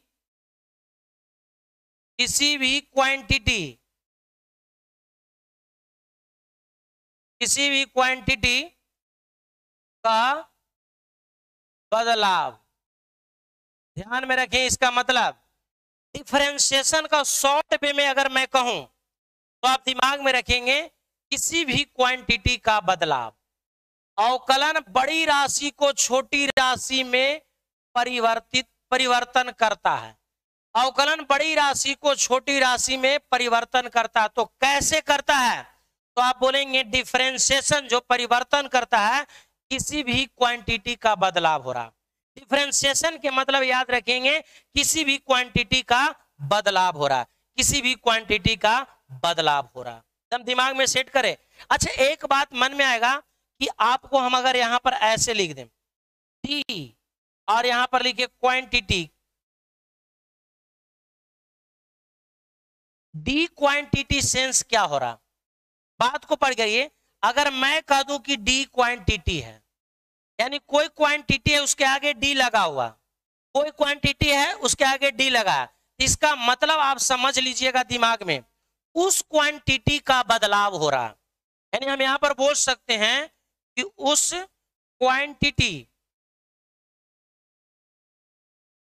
क्वांटिटी का क्या हो रहा है? बदलाव हो रहा है, बदलाव हो रहा है। पहले पता कर लें क्या मैं बोल रहा हूं, उसको समझिएगा। अवकलन क्या है? तो अवकलन बड़ी राशि को छोटी राशि में परिवर्तन करता है। अवकलन बड़ी राशि को छोटी राशि में परिवर्तन करता है। सेंस आप समझिए डिफरेंशिएशन का क्या मीनिंग कर रहा है, तो किसी भी क्वांटिटी का बदलाव, किसी भी क्वांटिटी का बदलाव। सेंस आप समझो, किसी भी क्वांटिटी के आगे डी लगा रहे तो उस क्वांटिटी का बदलाव हो रहा। किसी भी क्वांटिटी के आगे अगर डी लग जाए तो आप दिमाग में सेट कर लें कि उस क्वांटिटी में चेंजिंग हो रहा है, उस क्वांटिटी में बदलाव हो रहा है। तो एक बात को दिमाग में सेट रखेंगे। अब हम आपको जो बोले उसको ध्यान से आप सीखने का प्रयास करें, है ना। डी क्वांटिटी का मतलब क्या मैं कहने जा रहा हूं, देखिए अगर यहां पर डी है क्वांटिटी, डी क्वांटिटी मतलब समझे उस क्वांटिटी का स्मॉलर वर्जन, उस क्वांटिटी का स्मॉलर वर्जन। क्या बोलेंगे? उस क्वांटिटी का स्मॉलर वर्जन, उस क्वांटिटी का क्या बोलेंगे छोटू? Smaller version. दिमाग में एकदम सेट कर लें कि डी क्वांटिटी सेंस, यहां पर क्वांटिटी यहां डी, तो सेंस क्वांटिटी का गति क्या हो रहा है, तो उस क्वांटिटी का स्मॉलर वर्जन, जो क्वांटिटी है वो स्मॉलर वर्जन में बदल जाएगा। उस क्वांटिटी का स्मॉलर वर्जन है, उस क्वांटिटी का क्या है? स्मॉलर वर्जन है। दिमाग में हम सेट करें, बहुत काम देगा छोटू। मैं हर बात चिल्ला कर रहा हूं, समझिए। जैसे अगर मैं आपको यहां पर बात बताऊं कि टी एक क्वांटिटी है, इसको हम समय बोलते हैं, बड़ा समय बोलते हैं इसे। टी समय है कि नहीं है? अगर मैं बोलूं कि भी क्या है तो आप बोलेंगे कि वेग है। अगर मैं आपको बोलूं एम क्या है तो आप आराम से बोलेंगे द्रव्य, द्रव्यमान है। बोलिएगा कि नहीं बोलिएगा? यस या नो बोलिए, बोलिएगा ना। अगर मैं बोलूं कि ए क्या है तो बोलिएगा त्वरण है। अगर मैं बोलूं सपोज एक्स बोलूं तो एक्स को आप क्या बोलेंगे? दूरी बोल देंगे, पोजीशन बोल देंगे, यही ना बोलेंगे। अगर मैं बोल दूं आपको कि पी क्या है तो आप दाब बोलेंगे। ये सब एक राशि है, ये सब एक क्या है छोटू? राशि है। अब बात को सुनो, इस राशि के आगे हम डी लगा दें, टी है, एक आगे हम डी लगा दें, ध्यान से सुने, तो dt बन गया। क्या बन गया? dt। dt मतलब क्या हुआ समझ कर देखिए, dt का मतलब क्या हुआ आप दिमाग में लगाइए। dt मतलब समय, समय, समय का बदलाव, बदलाव। एक ही बात याद रखें, बदलाव, समय का क्या हो रहा है? बदलाव हो रहा। थोड़ा ध्यान देंगे, अगर dt में लिखा है इसका मतलब क्या है? समय का बदलाव है, समय में चेंजिंग है, समय का बदलाव। अगर मैं आपको कह दे dv तो dv मतलब क्या कहेंगे? वेग का बदलाव, वेग का बदलाव। ध्यान रखेंगे छोटू, वेग में चेंजिंग हो रहा है, वेग में बदलाव हो रहा है। अगर मैं बोलूं, अगर मैं बोलूं कि dm तो dm मतलब क्या हुआ? dm साहब नहीं, द्रव्यमान का बदलाव, मास का बदलाव, मास का बदलाव। तुम देखिए कितना आसान तरीका से मैं लेकर चल रहा हूं, फिजिक्स भी जो पढ़ेंगे बच्चे उनको भी समझ में आ जाएगा, है ना। dx कहें दूरी का बदलाव, जो भी आप कहें। अगर मैं कहूं da तो da मतलब क्या होगा? त्वरण, त्वरण का बदलाव, त्वरण का बदलाव। नहीं होगा? आपको मन में आ रहा है p तो हम लिखेंगे dp, dp मतलब कुछ हुआ? दाब, दाब, दाब का बदलाव। तो बताइए इतना बात समझ में आ रहा है कि डी क्वांटिटी मतलब उस क्वांटिटी का स्मॉलर वर्जन कैसे आखिर होगा। तो आपको तो मैंने इस बात को बोला कि डिफरेंशिएशन के मतलब किसी भी क्वांटिटी का बदलाव, सिंस डी क्वांटिटी मतलब उस क्वांटिटी का बदलाव हो रहा है। तो एक मतलब यही बात को मैंने समझाने का प्रयास किया कि टी मतलब समय, भी मतलब वेग, एम मतलब द्रव्यमान, ए मतलब त्वरण, एक्स मतलब दूरी, पी मतलब दाब। तो इसका मतलब dt लिखे तो समय का बदलाव, dv लिखे वेग का बदलाव, dm मतलब मास का बदलाव, da मतलब त्वरण का बदलाव और dp मतलब दाब का बदलाव। यानी चेंज करते हैं तो उसके आगे हम लोग क्या लिखते हैं? d लिखते हैं। क्या लिखते हैं? d लिखते हैं। Very good, very good, very good. तो यानी इसी बातों को मैं चर्चा करते हुए लेकर चल रहा हूं। डी क्वांटिटी का सेंस आप पकड़ लें, उस क्वांटिटी का स्मॉलर वर्जन। मैंने अभी अभी आपको पढ़ाया कि डी क्वांटिटी लिख रहा है, डी क्वांटिटी, डी क्वांटिटी के मतलब अभी अभी पढ़े कि उस क्वांटिटी, उस क्वांटिटी का क्या पढ़े? Smaller, smaller version. उस क्वांटिटी का क्या पढ़े? Smaller version.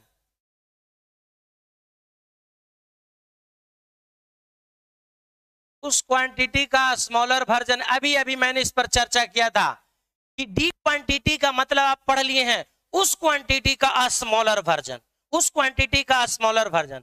अच्छा, मैं इसका रेंज क्या बताने का प्रयास कर रहा हूं। देखिए इसका सेंस यही आ रहा कि अगर मैं लिख दूं dt तो इसका मतलब क्या हुआ?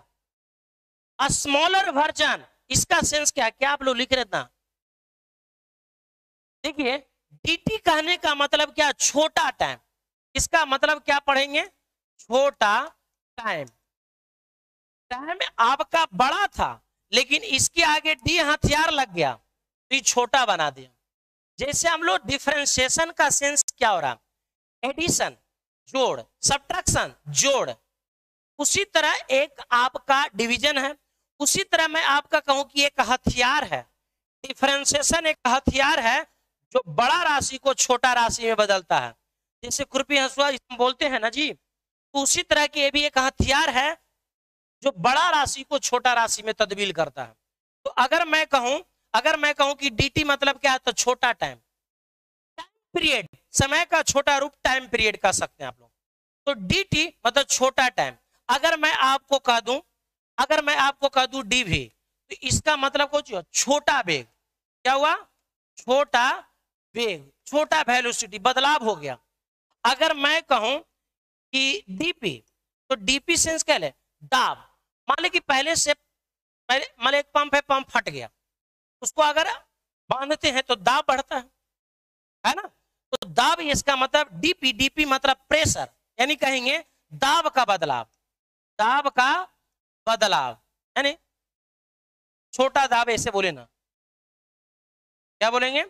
छोटा दाब। एकदम सिंपल बात लेकर मैं चल रहा हूं, यहां से सीखना ही सीखना होगा आपको। डीएक्स में पोजीशन का बदलाव, डीएक्स सेंस मतलब दूरी का बदलाव, ये भी बोल सकते हैं। यानी आप जो मन में लाइए, डीएक्स लाए तो आप लिख दें दूरी का बदलाव, सेंस पोजीशन का बदलाव, यहां से हुआ जा रहे हैं, है ना? पोजीशन का बदलाव हो रहा है, पोजीशन। क्या आप लोग बात कर रहे हैं? छोटा दूरी लिख देते हैं ज्यादा अच्छा, चाहे छोटा पोजीशन लिखते हैं, छोटा, एक वो हिंदी लिख देंगे मास्टर इंग्लिश है, छोटा दूरी, क्या लिखेंगे? छोटा दूरी। क्लियर है? बहुत सिंपल बात करें। अगर मैं कहूं डीए, तो डीए मतलब को जी त्वरण, यानी छोटा त्वरण, क्या लिखेंगे? छोटा त्वरण। तो बताओ, ये सब छोटा बात है। dt मतलब छोटा टाइम, dv मतलब छोटा वेग, dp मतलब छोटा दाब, dx मतलब छोटा दूरी, da मतलब छोटा त्वरण। यानी एक बात दिमाग में आप सेट कर लिए होंगे। अगर हम इसमें कहते हैं एक बात और कि dm मतलब क्या होती है, तो आप लिख सकते हैं छोटा द्रव्यमान। मान लो कि 5 किलो पहले से है, ओकरा में डी लगा दो तो सीधे 0 किलो बना देगा। ये नहीं करता, किसी भी कांस्टेंट है, कांस्टेंट को डीसी करते तो 0 हो जाता। तो आपको क्या बता रहा है कि कोई भी बड़ा राशि है, उसको छोटा करने का मन करे तो उसको आगे डी लगा दो।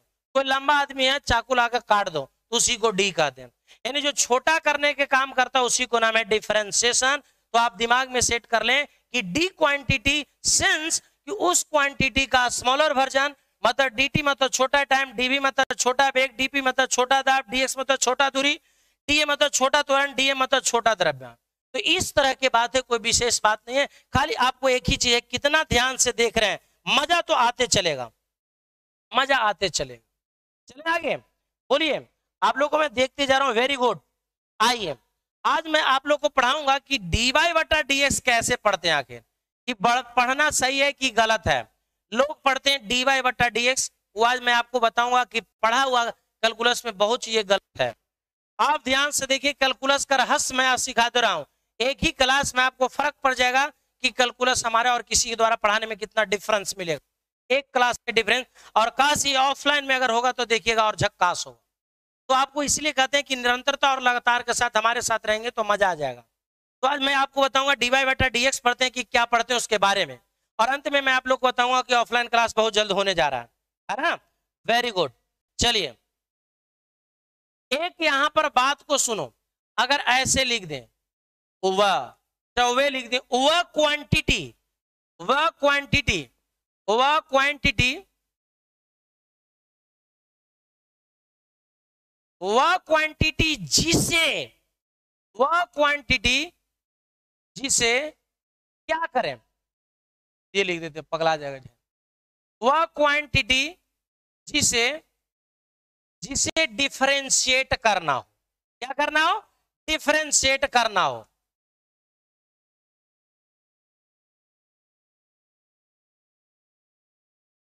जिससे हम क्या करेंगे छोटू? डिफरेंशिएट। ध्यान से देखेंगे, वह क्वांटिटी जिसे डिफरेंशिएट करना है, यहां पर हटेगा जी, डिफरेंशिएट करना है, चाहे ऐसी रह देती जा, डिफरेंशिएट करना है। ध्यान रखेंगे। चलो, जगह का अभाव चला, इधर मिटार देते हैं। वे क्वांटिटी जिसे डिफरेंशिएट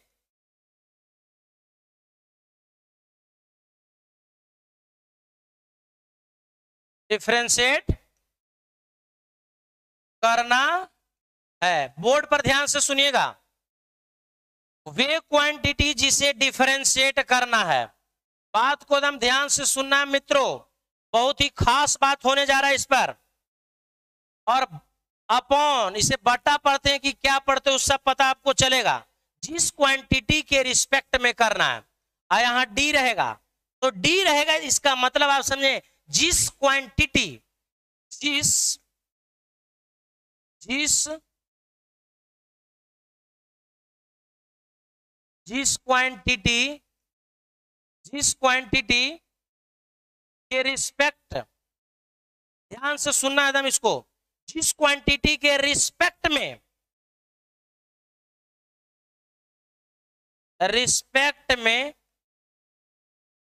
करना हो, जिस क्वांटिटी रिस्पेक्ट में करना हो। ये सुनिए, ऊपर जो रहेगा इसका सेंस, वह क्वांटिटी जिसे डिफरेंशिएट करना है, यहां पर रहेगा उसे डिफरेंशिएट करना है, और यहां पर रहेगा उसे जिस क्वांटिटी के रिस्पेक्ट में करना, जिस क्वांटिटी के सापेक्ष करना है। तो ऊपर रहेगा उसको डिफरेंशिएट करना है, किसके रिस्पेक्ट में, वो नीचे रहेगा। हम dy बटा dx लिखते हैं, तो बाई डिफरेंशिएट होता है विथ रिस्पेक्ट किसके, x के रिस्पेक्ट में होता है। समझ गए बात को? बोलिए, तो बोलिए, इसका सेंस पकड़िए।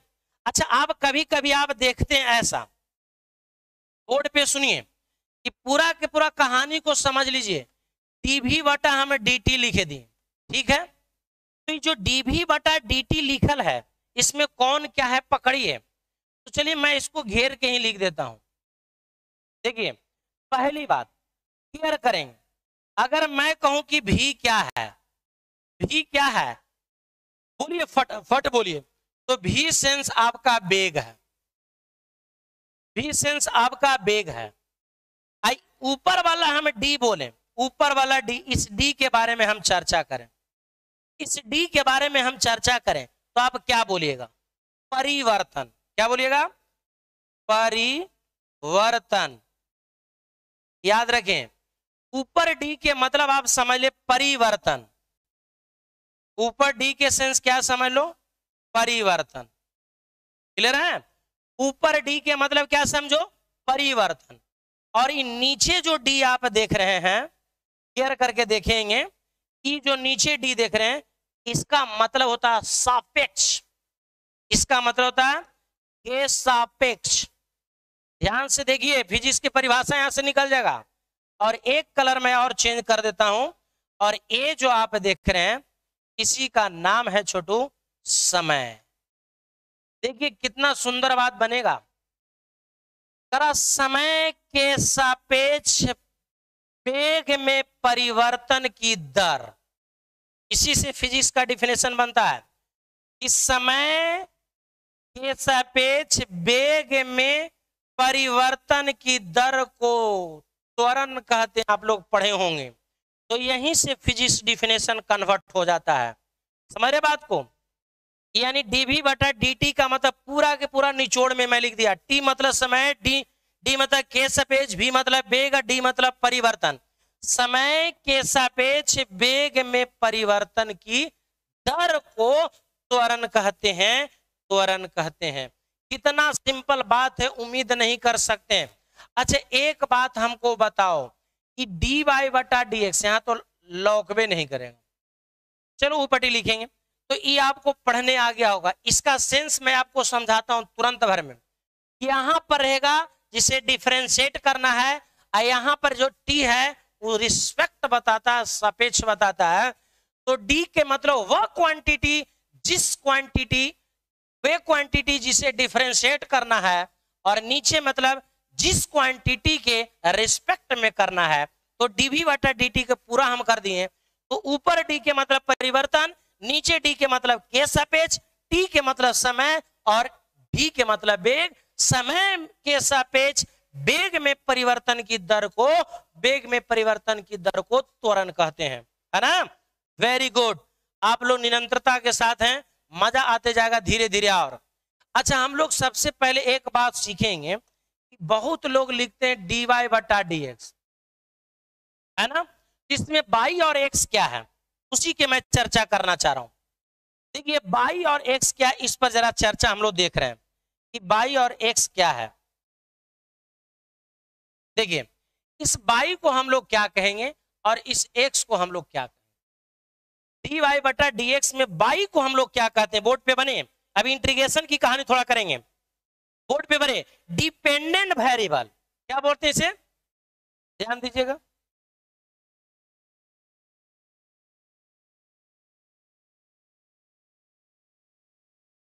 इसको बोलते हैं डिपेंडेंट वेरिएबल, क्या बोलते हैं,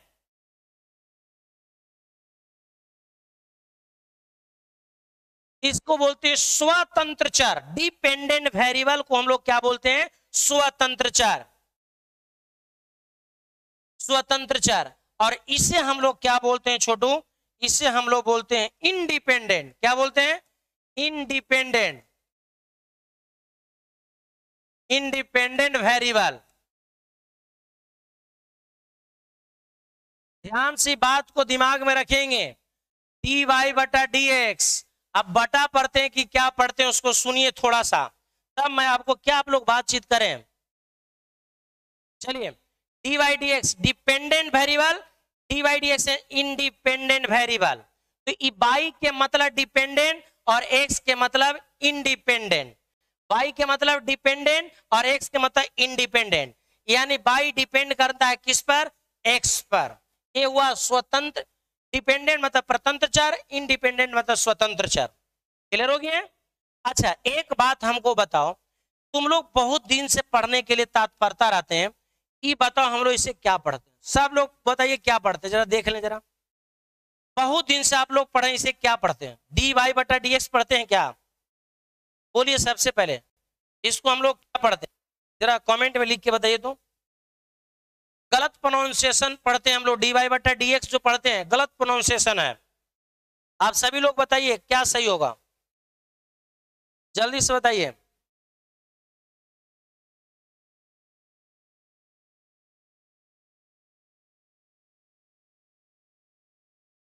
आप लोग अपने बात न करें, इसका प्रोनाउंसिएशन क्या लिखेंगे, d y but d y d t लिखे हैं, ढेर लोग पढ़े डी वाई बटा d t, d y d x लिखा हुआ है, इसे क्या पढ़ेंगे, देखिए डी वाई बट्टा डी एक्स, ये सब प्रोनाउंसिएशन गलत पढ़ रहे हैं।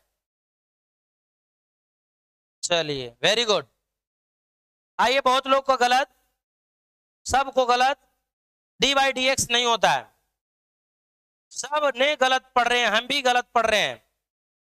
डी वाई डी एक्स सब लोग का गलत आ रहा है, किन्हीं को सही नहीं है। हाँ एक बार चलेगा बाई डिफरेंशिएट ऑफ एक्स, वो चलेगा। डी वाई बटा डी एक्स बहुत लोग लिख रहे हैं, सब का गलत है। देखिए हम लोग क्या पढ़ते हैं, देखिए हम पढ़ते हैं, देखिए सुनिए जरा सा, देखिए बोर्ड पे देखिए क्या पढ़ते हैं हम लोग, लिख दे रहे हैं पढ़े, डी वाई बटा डी एक्स पढ़ना गलत है, दिमाग में सेट कर ले। इसे पढ़ते हैं डी डी एक्स,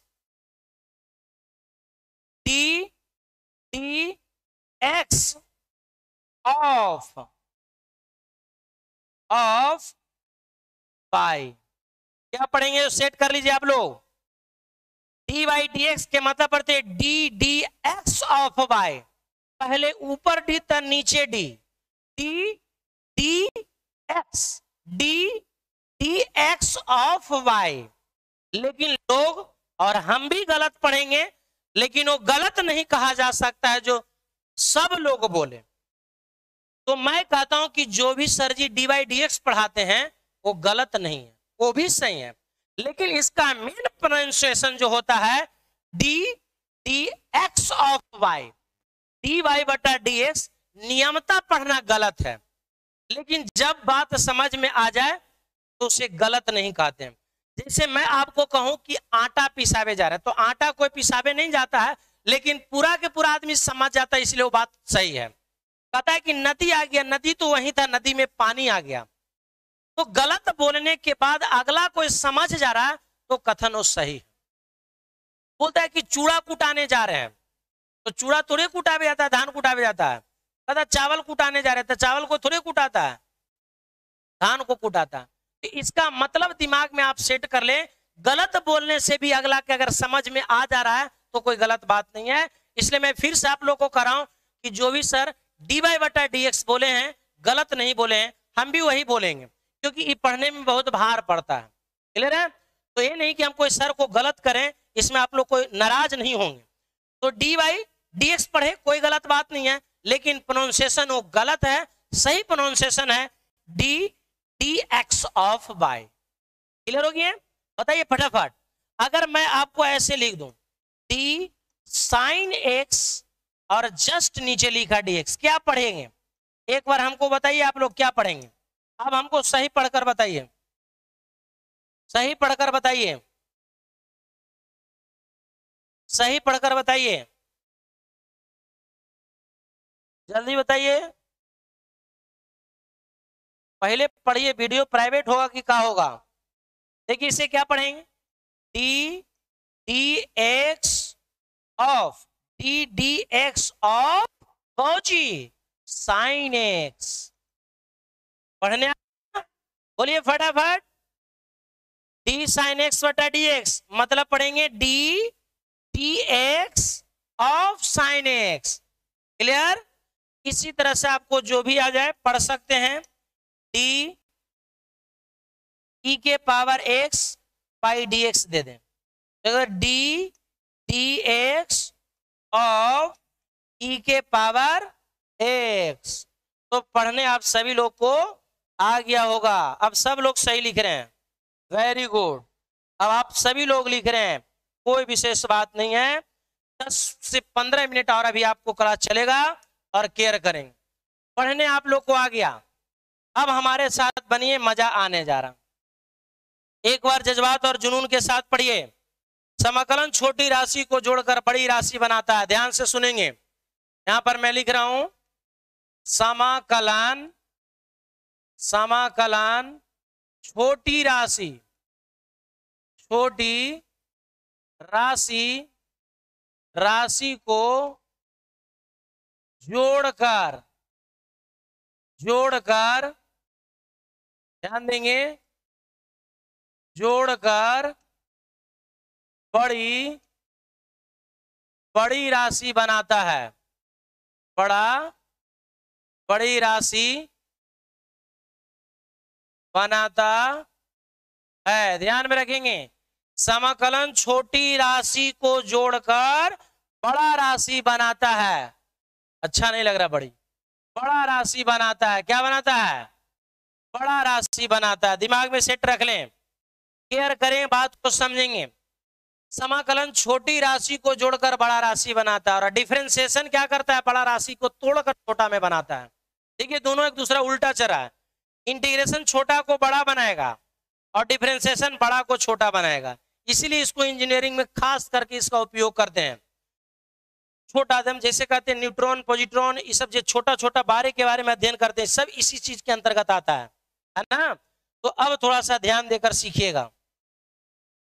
हम क्या बोल रहे हैं? इंटीग्रेशन।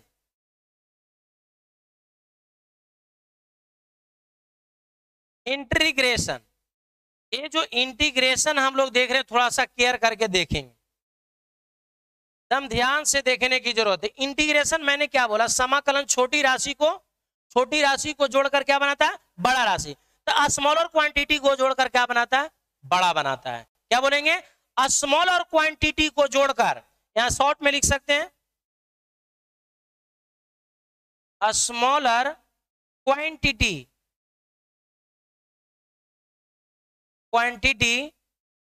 को जोड़कर बड़ा बनाता है। दिमाग में सेट हो गया? बोलिए फटाफट। इंटीग्रेशन का वर्ड समझ। इंटीग्रेशन क्या है? तो स्मॉलर क्वांटिटी को जोड़कर बड़ा बनाता है। सेंस आप बोल सकते हैं, सेंस बोल सकते हैं smaller version, smaller version, smaller version. यहां पर मैं लिख दूं जस्ट इंटीग्रेशन,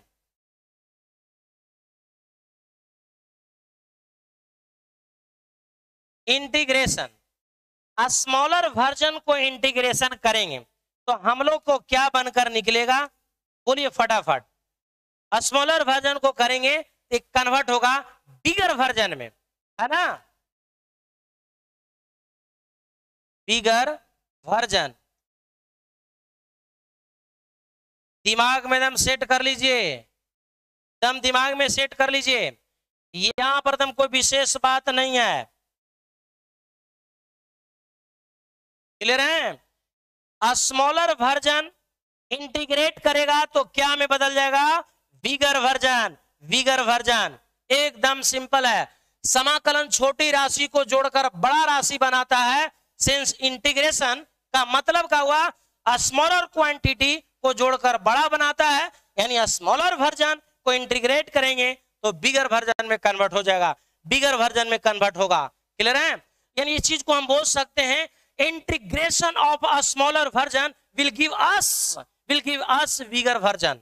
इस चीज को आप बोल सकते हैं कि integration of a smaller version will give us bigger version. तो एकदम सिंपल वे में बोल सकते हैं कि स्मॉलर वर्जन कन्वर्ट कोची में होता है, बिगर वर्जन में। तो अपने से एक वर्ड को लिख सकते हैं कि integration of a smaller version will give us bigger version. अपने से आप लिख सकते हैं, बोलिए फटाफट बोलिए, एकदम मजा आ रहा होगा, सीखे रहे होंगे तब। Integration of a smaller version will give us bigger version, clear है। तो एक छोटा सा कॉन्सेप्ट था, इसको पकड़िए और देखिए कैसे हम लोग समझते हैं। अब देखिए इसमें हम आपको कहें symbol of integration, symbol of integration,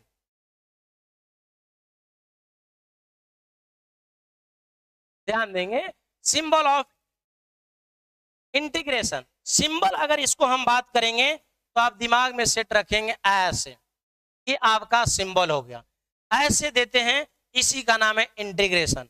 और इंटीग्रेशन के जो संकेत देने वाले थे वो लेबनिज थे, बहुत ही बढ़ चढ़कर इस पर चर्चा किए थे, तुम्हारे बात को। तो इंटीग्रेशन के संकेत आप दिमाग में रखेंगे, इतना छोटे में ही लिखते हैं ऐसे, ऐसे दिमाग में रखते हैं ऐसे, क्लियर है। तो ये आपका हो गया integration, symbol of integration. Integration के संकेत अगर मैं कहूंगा तो आप दिमाग में रखेंगे, इस लेवल के बात रहेगा, क्लियर है। यानी अब हम यहां पर आपको लेकर चलते हैं, अगर इंटीग्रेशन कहें छोटी क्वांटिटी, क्या बोले, छोटी क्वांटिटी, छोटी क्वांटिटी, क्या बोले, इंटीग्रेशन करें छोटी क्वांटिटी के। इंटीग्रेशन किसको करें, छोटी क्वांटिटी के, मतलब यहां पर क्या बनेगा, उस छोटी क्वांटिटी का बिगर वर्जन बनेगा। यानी यहां पर हम लिख सकते हैं उस छोटी क्वांटिटी, उस छोटी क्वांटिटी का बिगर वर्जन। यानी एकदम दिमाग में सेट कर लीजिए, अगर किसी भी छोटी क्वांटिटी का इंटीग्रेशन करेंगे तो उस क्वांटिटी का क्या बन जाएगा, बिगर वर्जन, क्लियर है। तो एक बात हम कंफर्म सेट कर लीजिए, इस बात को दिमाग में सेट कर लें कि छोटी क्वांटिटी का इंटीग्रेट करने पर उस क्वांटिटी का क्या बनता है, उस क्वांटिटी का क्या बनता है, जल्दी से बताइए, उस क्वांटिटी का बिगर वर्जन बनता है। किसी भी क्वांटिटी का स्मॉलर वर्जन, इसी चीज को हम बोल सकते हैं कि किसी भी क्वांटिटी के ले लीजिए, ऐसे लिख देते हैं, किसी भी क्वांटिटी, किसी भी क्वांटिटी का कौन सा रूप, स्मॉलर वर्जन, किसी भी क्वांटिटी का स्मॉलर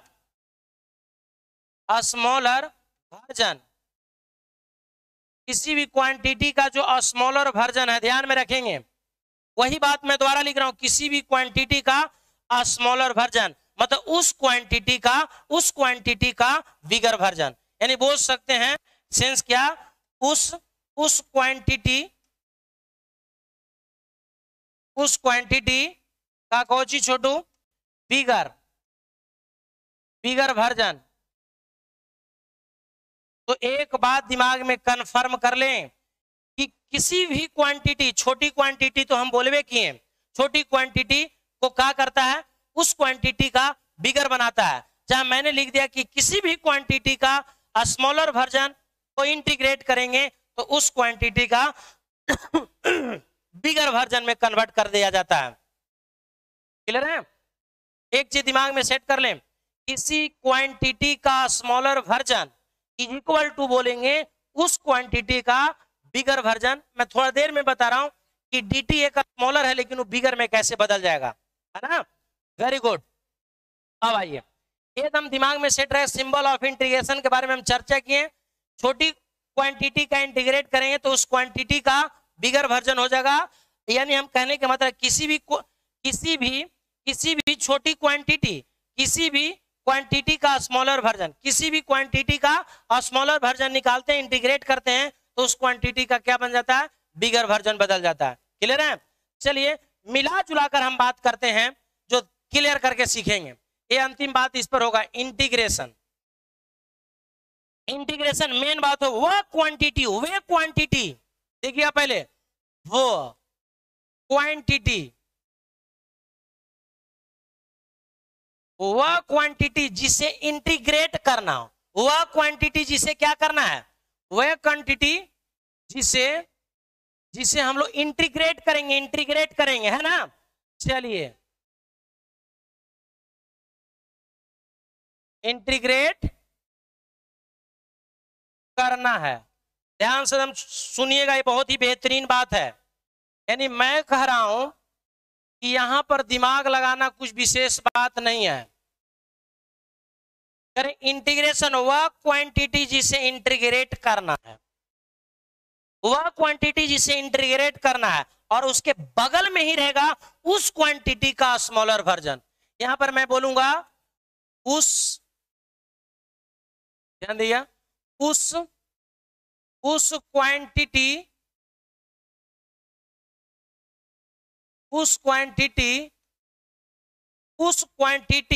का स्मॉलर वर्जन, उस क्वांटिटी का स्मॉलर वर्जन। ध्यान में रखेंगे, इस बात को हम क्लियर करके रखें। हम लोग किसी भी, देखिए क्या करें, वह क्वांटिटी जिसे इंटीग्रेट करना है और बगल में कौन रहेगा, उस क्वांटिटी का स्मॉलर वर्जन, उस क्वांटिटी का स्मॉलर वर्जन। वह क्वांटिटी जिसे इंटीग्रेट करना है और बगल में कौन रहेगा, उस क्वांटिटी का स्मॉलर वर्जन।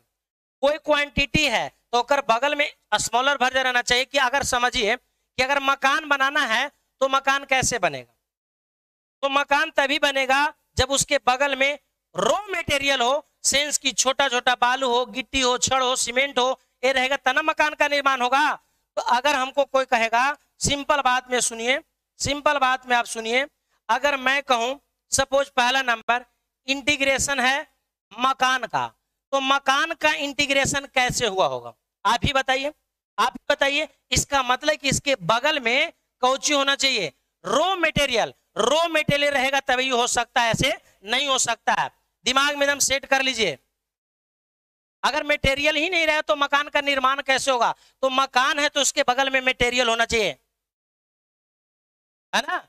मटेरियल नहीं रहेगा काम नहीं चलेगा, मटेरियल रहना अनिवार्य होगा।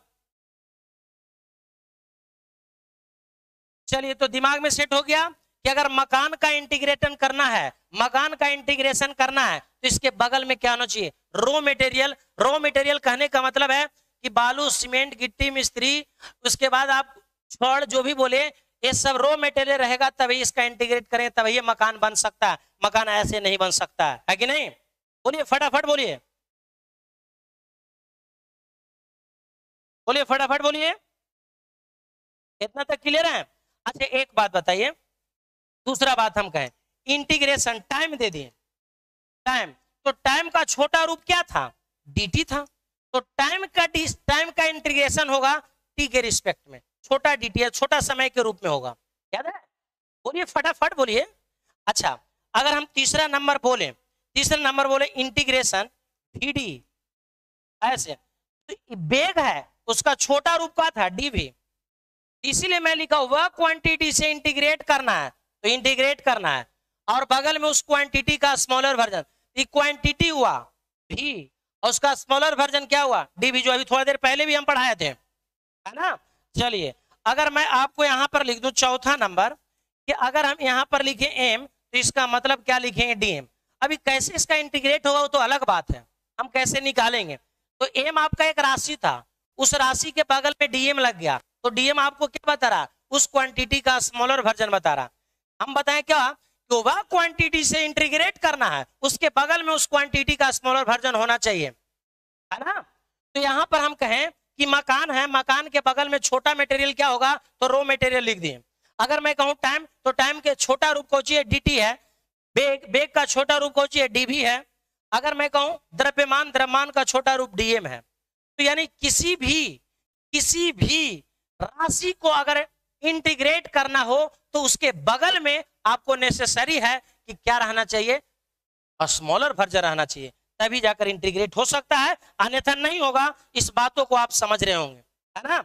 अच्छा एक बात आप ही लोग बताइए हमको, हमको एक ही आप बताइए, अगर हम कहते हैं इंटीग्रेशन, अगर इंटीग्रेशन कहते हैं dt, तो dt के इंटीग्रेशन क्या होता है t, इसके आगे सपोज 1, छोटा टाइम, छोटा टाइम कन्वर्ट कोची में हो गया बड़ा टाइम।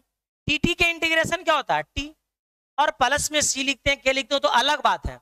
अगर मैं लिख दूं dx, तो dx का इंटीग्रेशन आप क्या लिखते हैं x। तो यानी हमने क्या बोला कि किसी भी छोटी राशि को बड़ा राशि बनाता है तो छोटा के बड़ा x बना दिया, छोटा टाइम को बड़ा टाइम में बदल दिया। अगर मैं आपको कहें कि dm, तो dm मतलब क्या हुआ, m हुआ। अगर हम आपको बोलते dp, dp मतलब p हुआ, समझ में। तो छोटा को बड़ा बनाता है।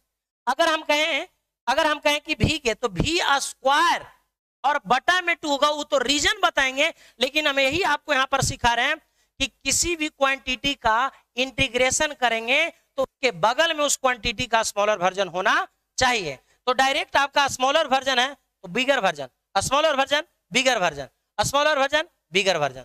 तो इस तरह का मैंने आपको कॉन्सेप्ट पूरा के पूरा क्लियर कर दिया हूं।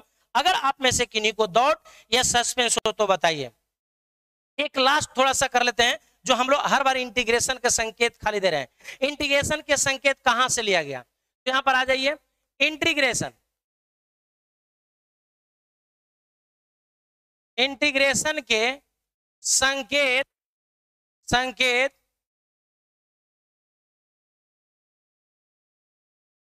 साइमेशन वर्ड से लिया गया। कहां से लिया गया, साइमेशन वर्ड से, साइमेशन वर्ड से लिया गया, याद रखेंगे, साइमेशन वर्ड से लिया गया है, क्लियर है। और इंटीग्रेशन के संकेत देने वाले को, साइमेशन का अर्थ याद रखें जोड़ होता है, लिख देते हैं, ध्यान रखेंगे। एक बात याद रखेंगे, साइमेशन का अर्थ क्या होता है, जोड़ होता है, क्लियर है।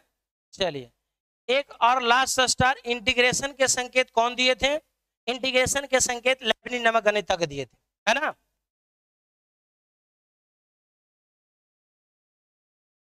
इंटीग्रेशन के संकेत लेबनिज नामक गणितज्ञ,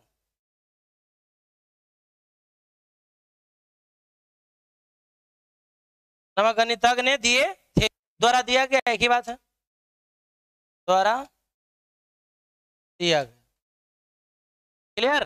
तो ये आपका वो इंटीग्रेशन के संकेत साइमेशन वर्ड से लिया गया है। साइमेशन का अर्थ जोड़ होता है, इसलिए हमेशा जोड़ के लिए करते हैं, क्योंकि छोटा राशि को बड़ा राशि बनाना होता है तो जोड़ते हैं।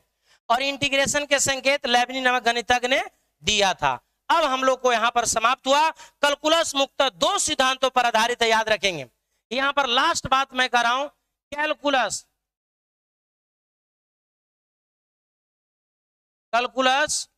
मुक्त 2 सिद्धांतों, 2 सिद्धांत पर आधारित, याद रखेंगे। 2 सिद्धांतों पर आधारित है, बोर्ड पे बने क्या छोटू, आधारित है। अब बात को सुनिए, कौन कौन है। पहला नंबर कॉन्सेप्ट ऑफ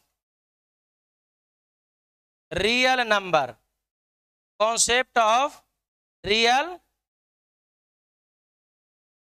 वास्तविक संख्या का सिद्धांत, और दूसरा का नाम है कॉन्सेप्ट ऑफ लिमिट, जिसे हिंदी में कहते हैं सीमा का सिद्धांत। चलिए, इतना बेहतरीन आज हम लोग लगातार रहे। दूसरी बात, यहां से शुरू हुआ concept of real number. Real number सभी लोग पढ़ चुके हैं, तो कैलकुलस का बुनियादी स्टार्ट कॉन्सेप्ट ऑफ लिमिट, जिसे हिंदी में कहते हैं सीमा, सीमा का सिद्धांत।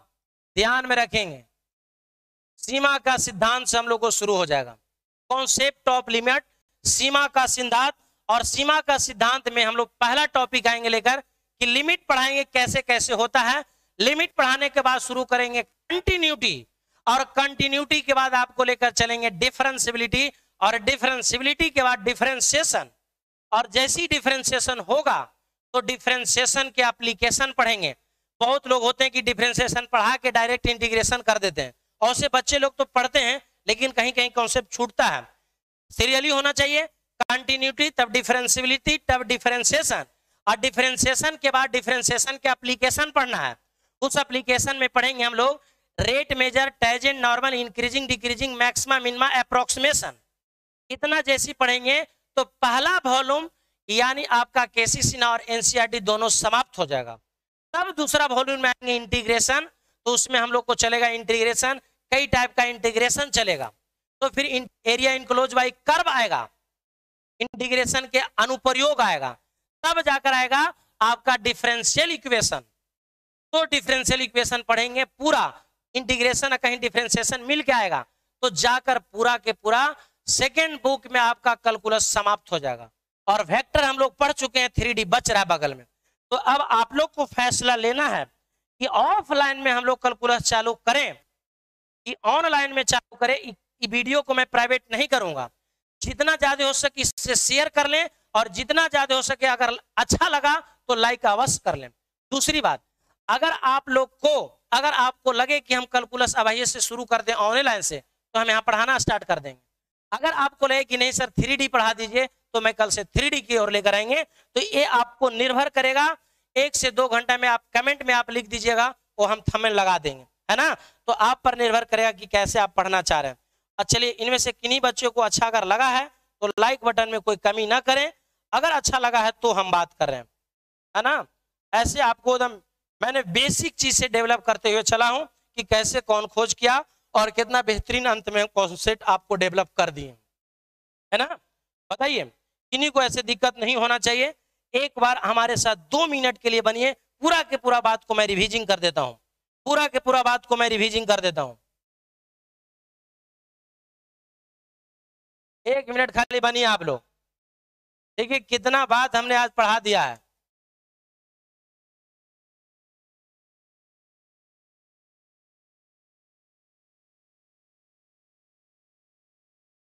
देखिए यहां से शुरुआत किए थे, और इससे पहले मैंने जो शुरू से देखिए ध्यान से 1 मिनट के लिए, कैलकुलस के जनक न्यूटन और लेबनिज दोनों को कहा जाता है, लेकिन इससे पहले मैंने ऐतिहासिक बात कर लिया था। न्यूटन का जन्म 1642 ईस्वी इंग्लैंड में हुआ तथा मृत्यु 1727 ईस्वी में हुआ। लेबनिज का जन्म 1646 ईस्वी में जर्मनी में हुआ तथा मृत्यु 1716 ईस्वी में हुआ। इस पर बहुत सारे बेहतरीन कहानियां कह चुके थे। भारत में कैलकुलस का उपयोग हिंदू गणितज्ञ द्वारा 6वीं शताब्दी में हुआ था। भारत से कैलकुलस इटली में मार्को पोलो द्वारा गया।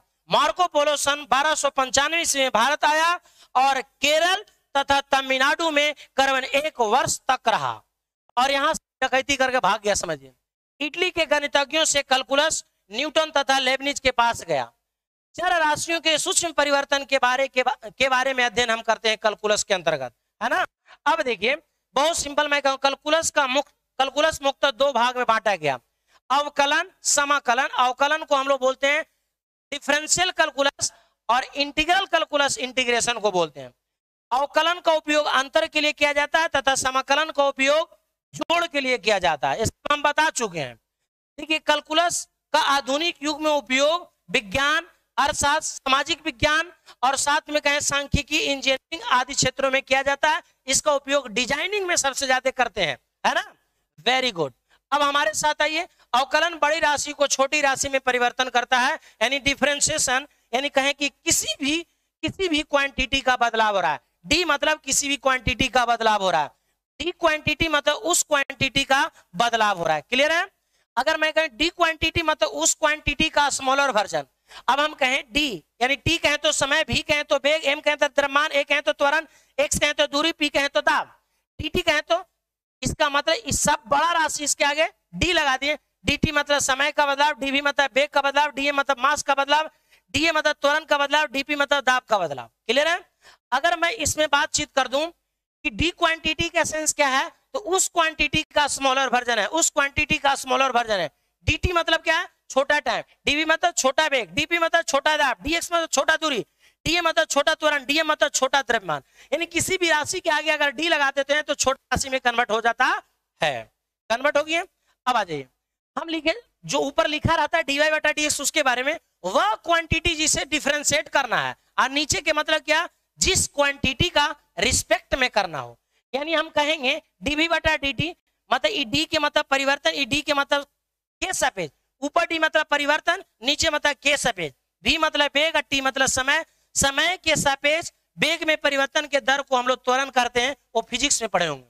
अब कहें डी वाई बटा डी एक्स को हम लोग क्या बोलते हैं, ऊपर वाला वाई को डिपेंडेंट वेरिएबल बोलेंगे और एक्स को बोलेंगे इंडिपेंडेंट वेरिएबल, यानी हम बोलेंगे प्रतंत्र चर और इसे बोलेंगे स्वतंत्र चर। डी वाई डी एक्स लोग पढ़ते हैं, हम भी आपको करें वही बात कि डी वाई बटा डी एक्स हम भी पढ़ेंगे, लेकिन वो प्रोनाउंसिएशन जो करते हैं वो गलत है। क्या होना चाहिए, d d x of y, d d x of sine x, d d x of e के पावर एक्स, यानी पढ़ने का एक तरीका हो गया। अब कहें समाकलन छोटी राशि को जोड़कर बड़ा राशि बनाता है, सेंस इंटीग्रेशन स्मॉलर क्वांटिटी को जोड़कर बड़ा बनाता है, स्मॉलर क्वांटिटी को जोड़कर बड़ा बनाता है, यानी स्मॉलर क्वांटिटी के इंटीग्रेशन करेंगे तो बिगर क्वांटिटी में कन्वर्ट हो जाएगा। अब ये लिखिए सिंबल ऑफ इंटीग्रेशन, इंटीग्रेशन के संकेत ऐसा होता है, याद रखेंगे, है ना। छोटी क्वांटिटी का इंटीग्रेशन करेंगे तो उस क्वांटिटी का बिगर क्वांटिटी मिलेगा एंड बिगर वर्जन मिलेगा।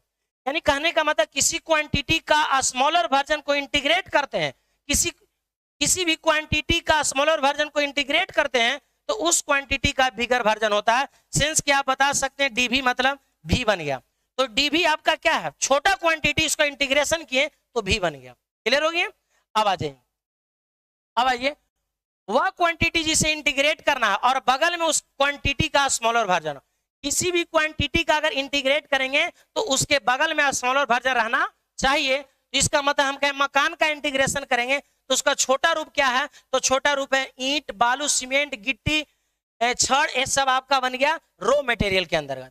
हम टाइम कहते हैं इसका छोटा रूप dt, अगर भी कहें तो इसका छोटा रूप dv, अगर मास कहें तो इसका छोटा रूप dm, और उसी तरह हम कहें छोटा क्वांटिटी के इंटीग्रेट किए तो t बन गया, छोटा क्वांटिटी dx का इंटीग्रेट किए x बन गया, छोटा क्वांटिटी dm का इंटीग्रेट किए m बन गया। और इस तरह से हम देख रहे हैं, अंत कर रहे हैं, इंटीग्रेशन के संकेत समेशन वर्ड से लिया गया, समेशन का अर्थ जोड़ होता है, इंटीग्रेशन के संकेत लेबनिज नामक गणितज्ञ द्वारा दिया गया था। ये इंटीग्रेशन के बारे में है, कैलकुलस मुक्त दो सिद्धांतों पर आधारित है, कॉन्सेप्ट ऑफ रियल नंबर और कॉन्सेप्ट ऑफ लिमिट। और यहीं से अगला क्लास अगर आप बोलेंगे तो मैं चर्चाएं करूंगा। अगर आप लोग को अच्छा लगा है तो जरूर कमेंट में कुछ विशेष तथ्य को लिखें, कल के क्लास आप पर निर्भर करेगा। आज के लिए बहुत बहुत धन्यवाद। आज हमारे साथ जो भी बच्चे लगता रहे बहुत सुंदर, बहुत सुंदर, धन्यवाद।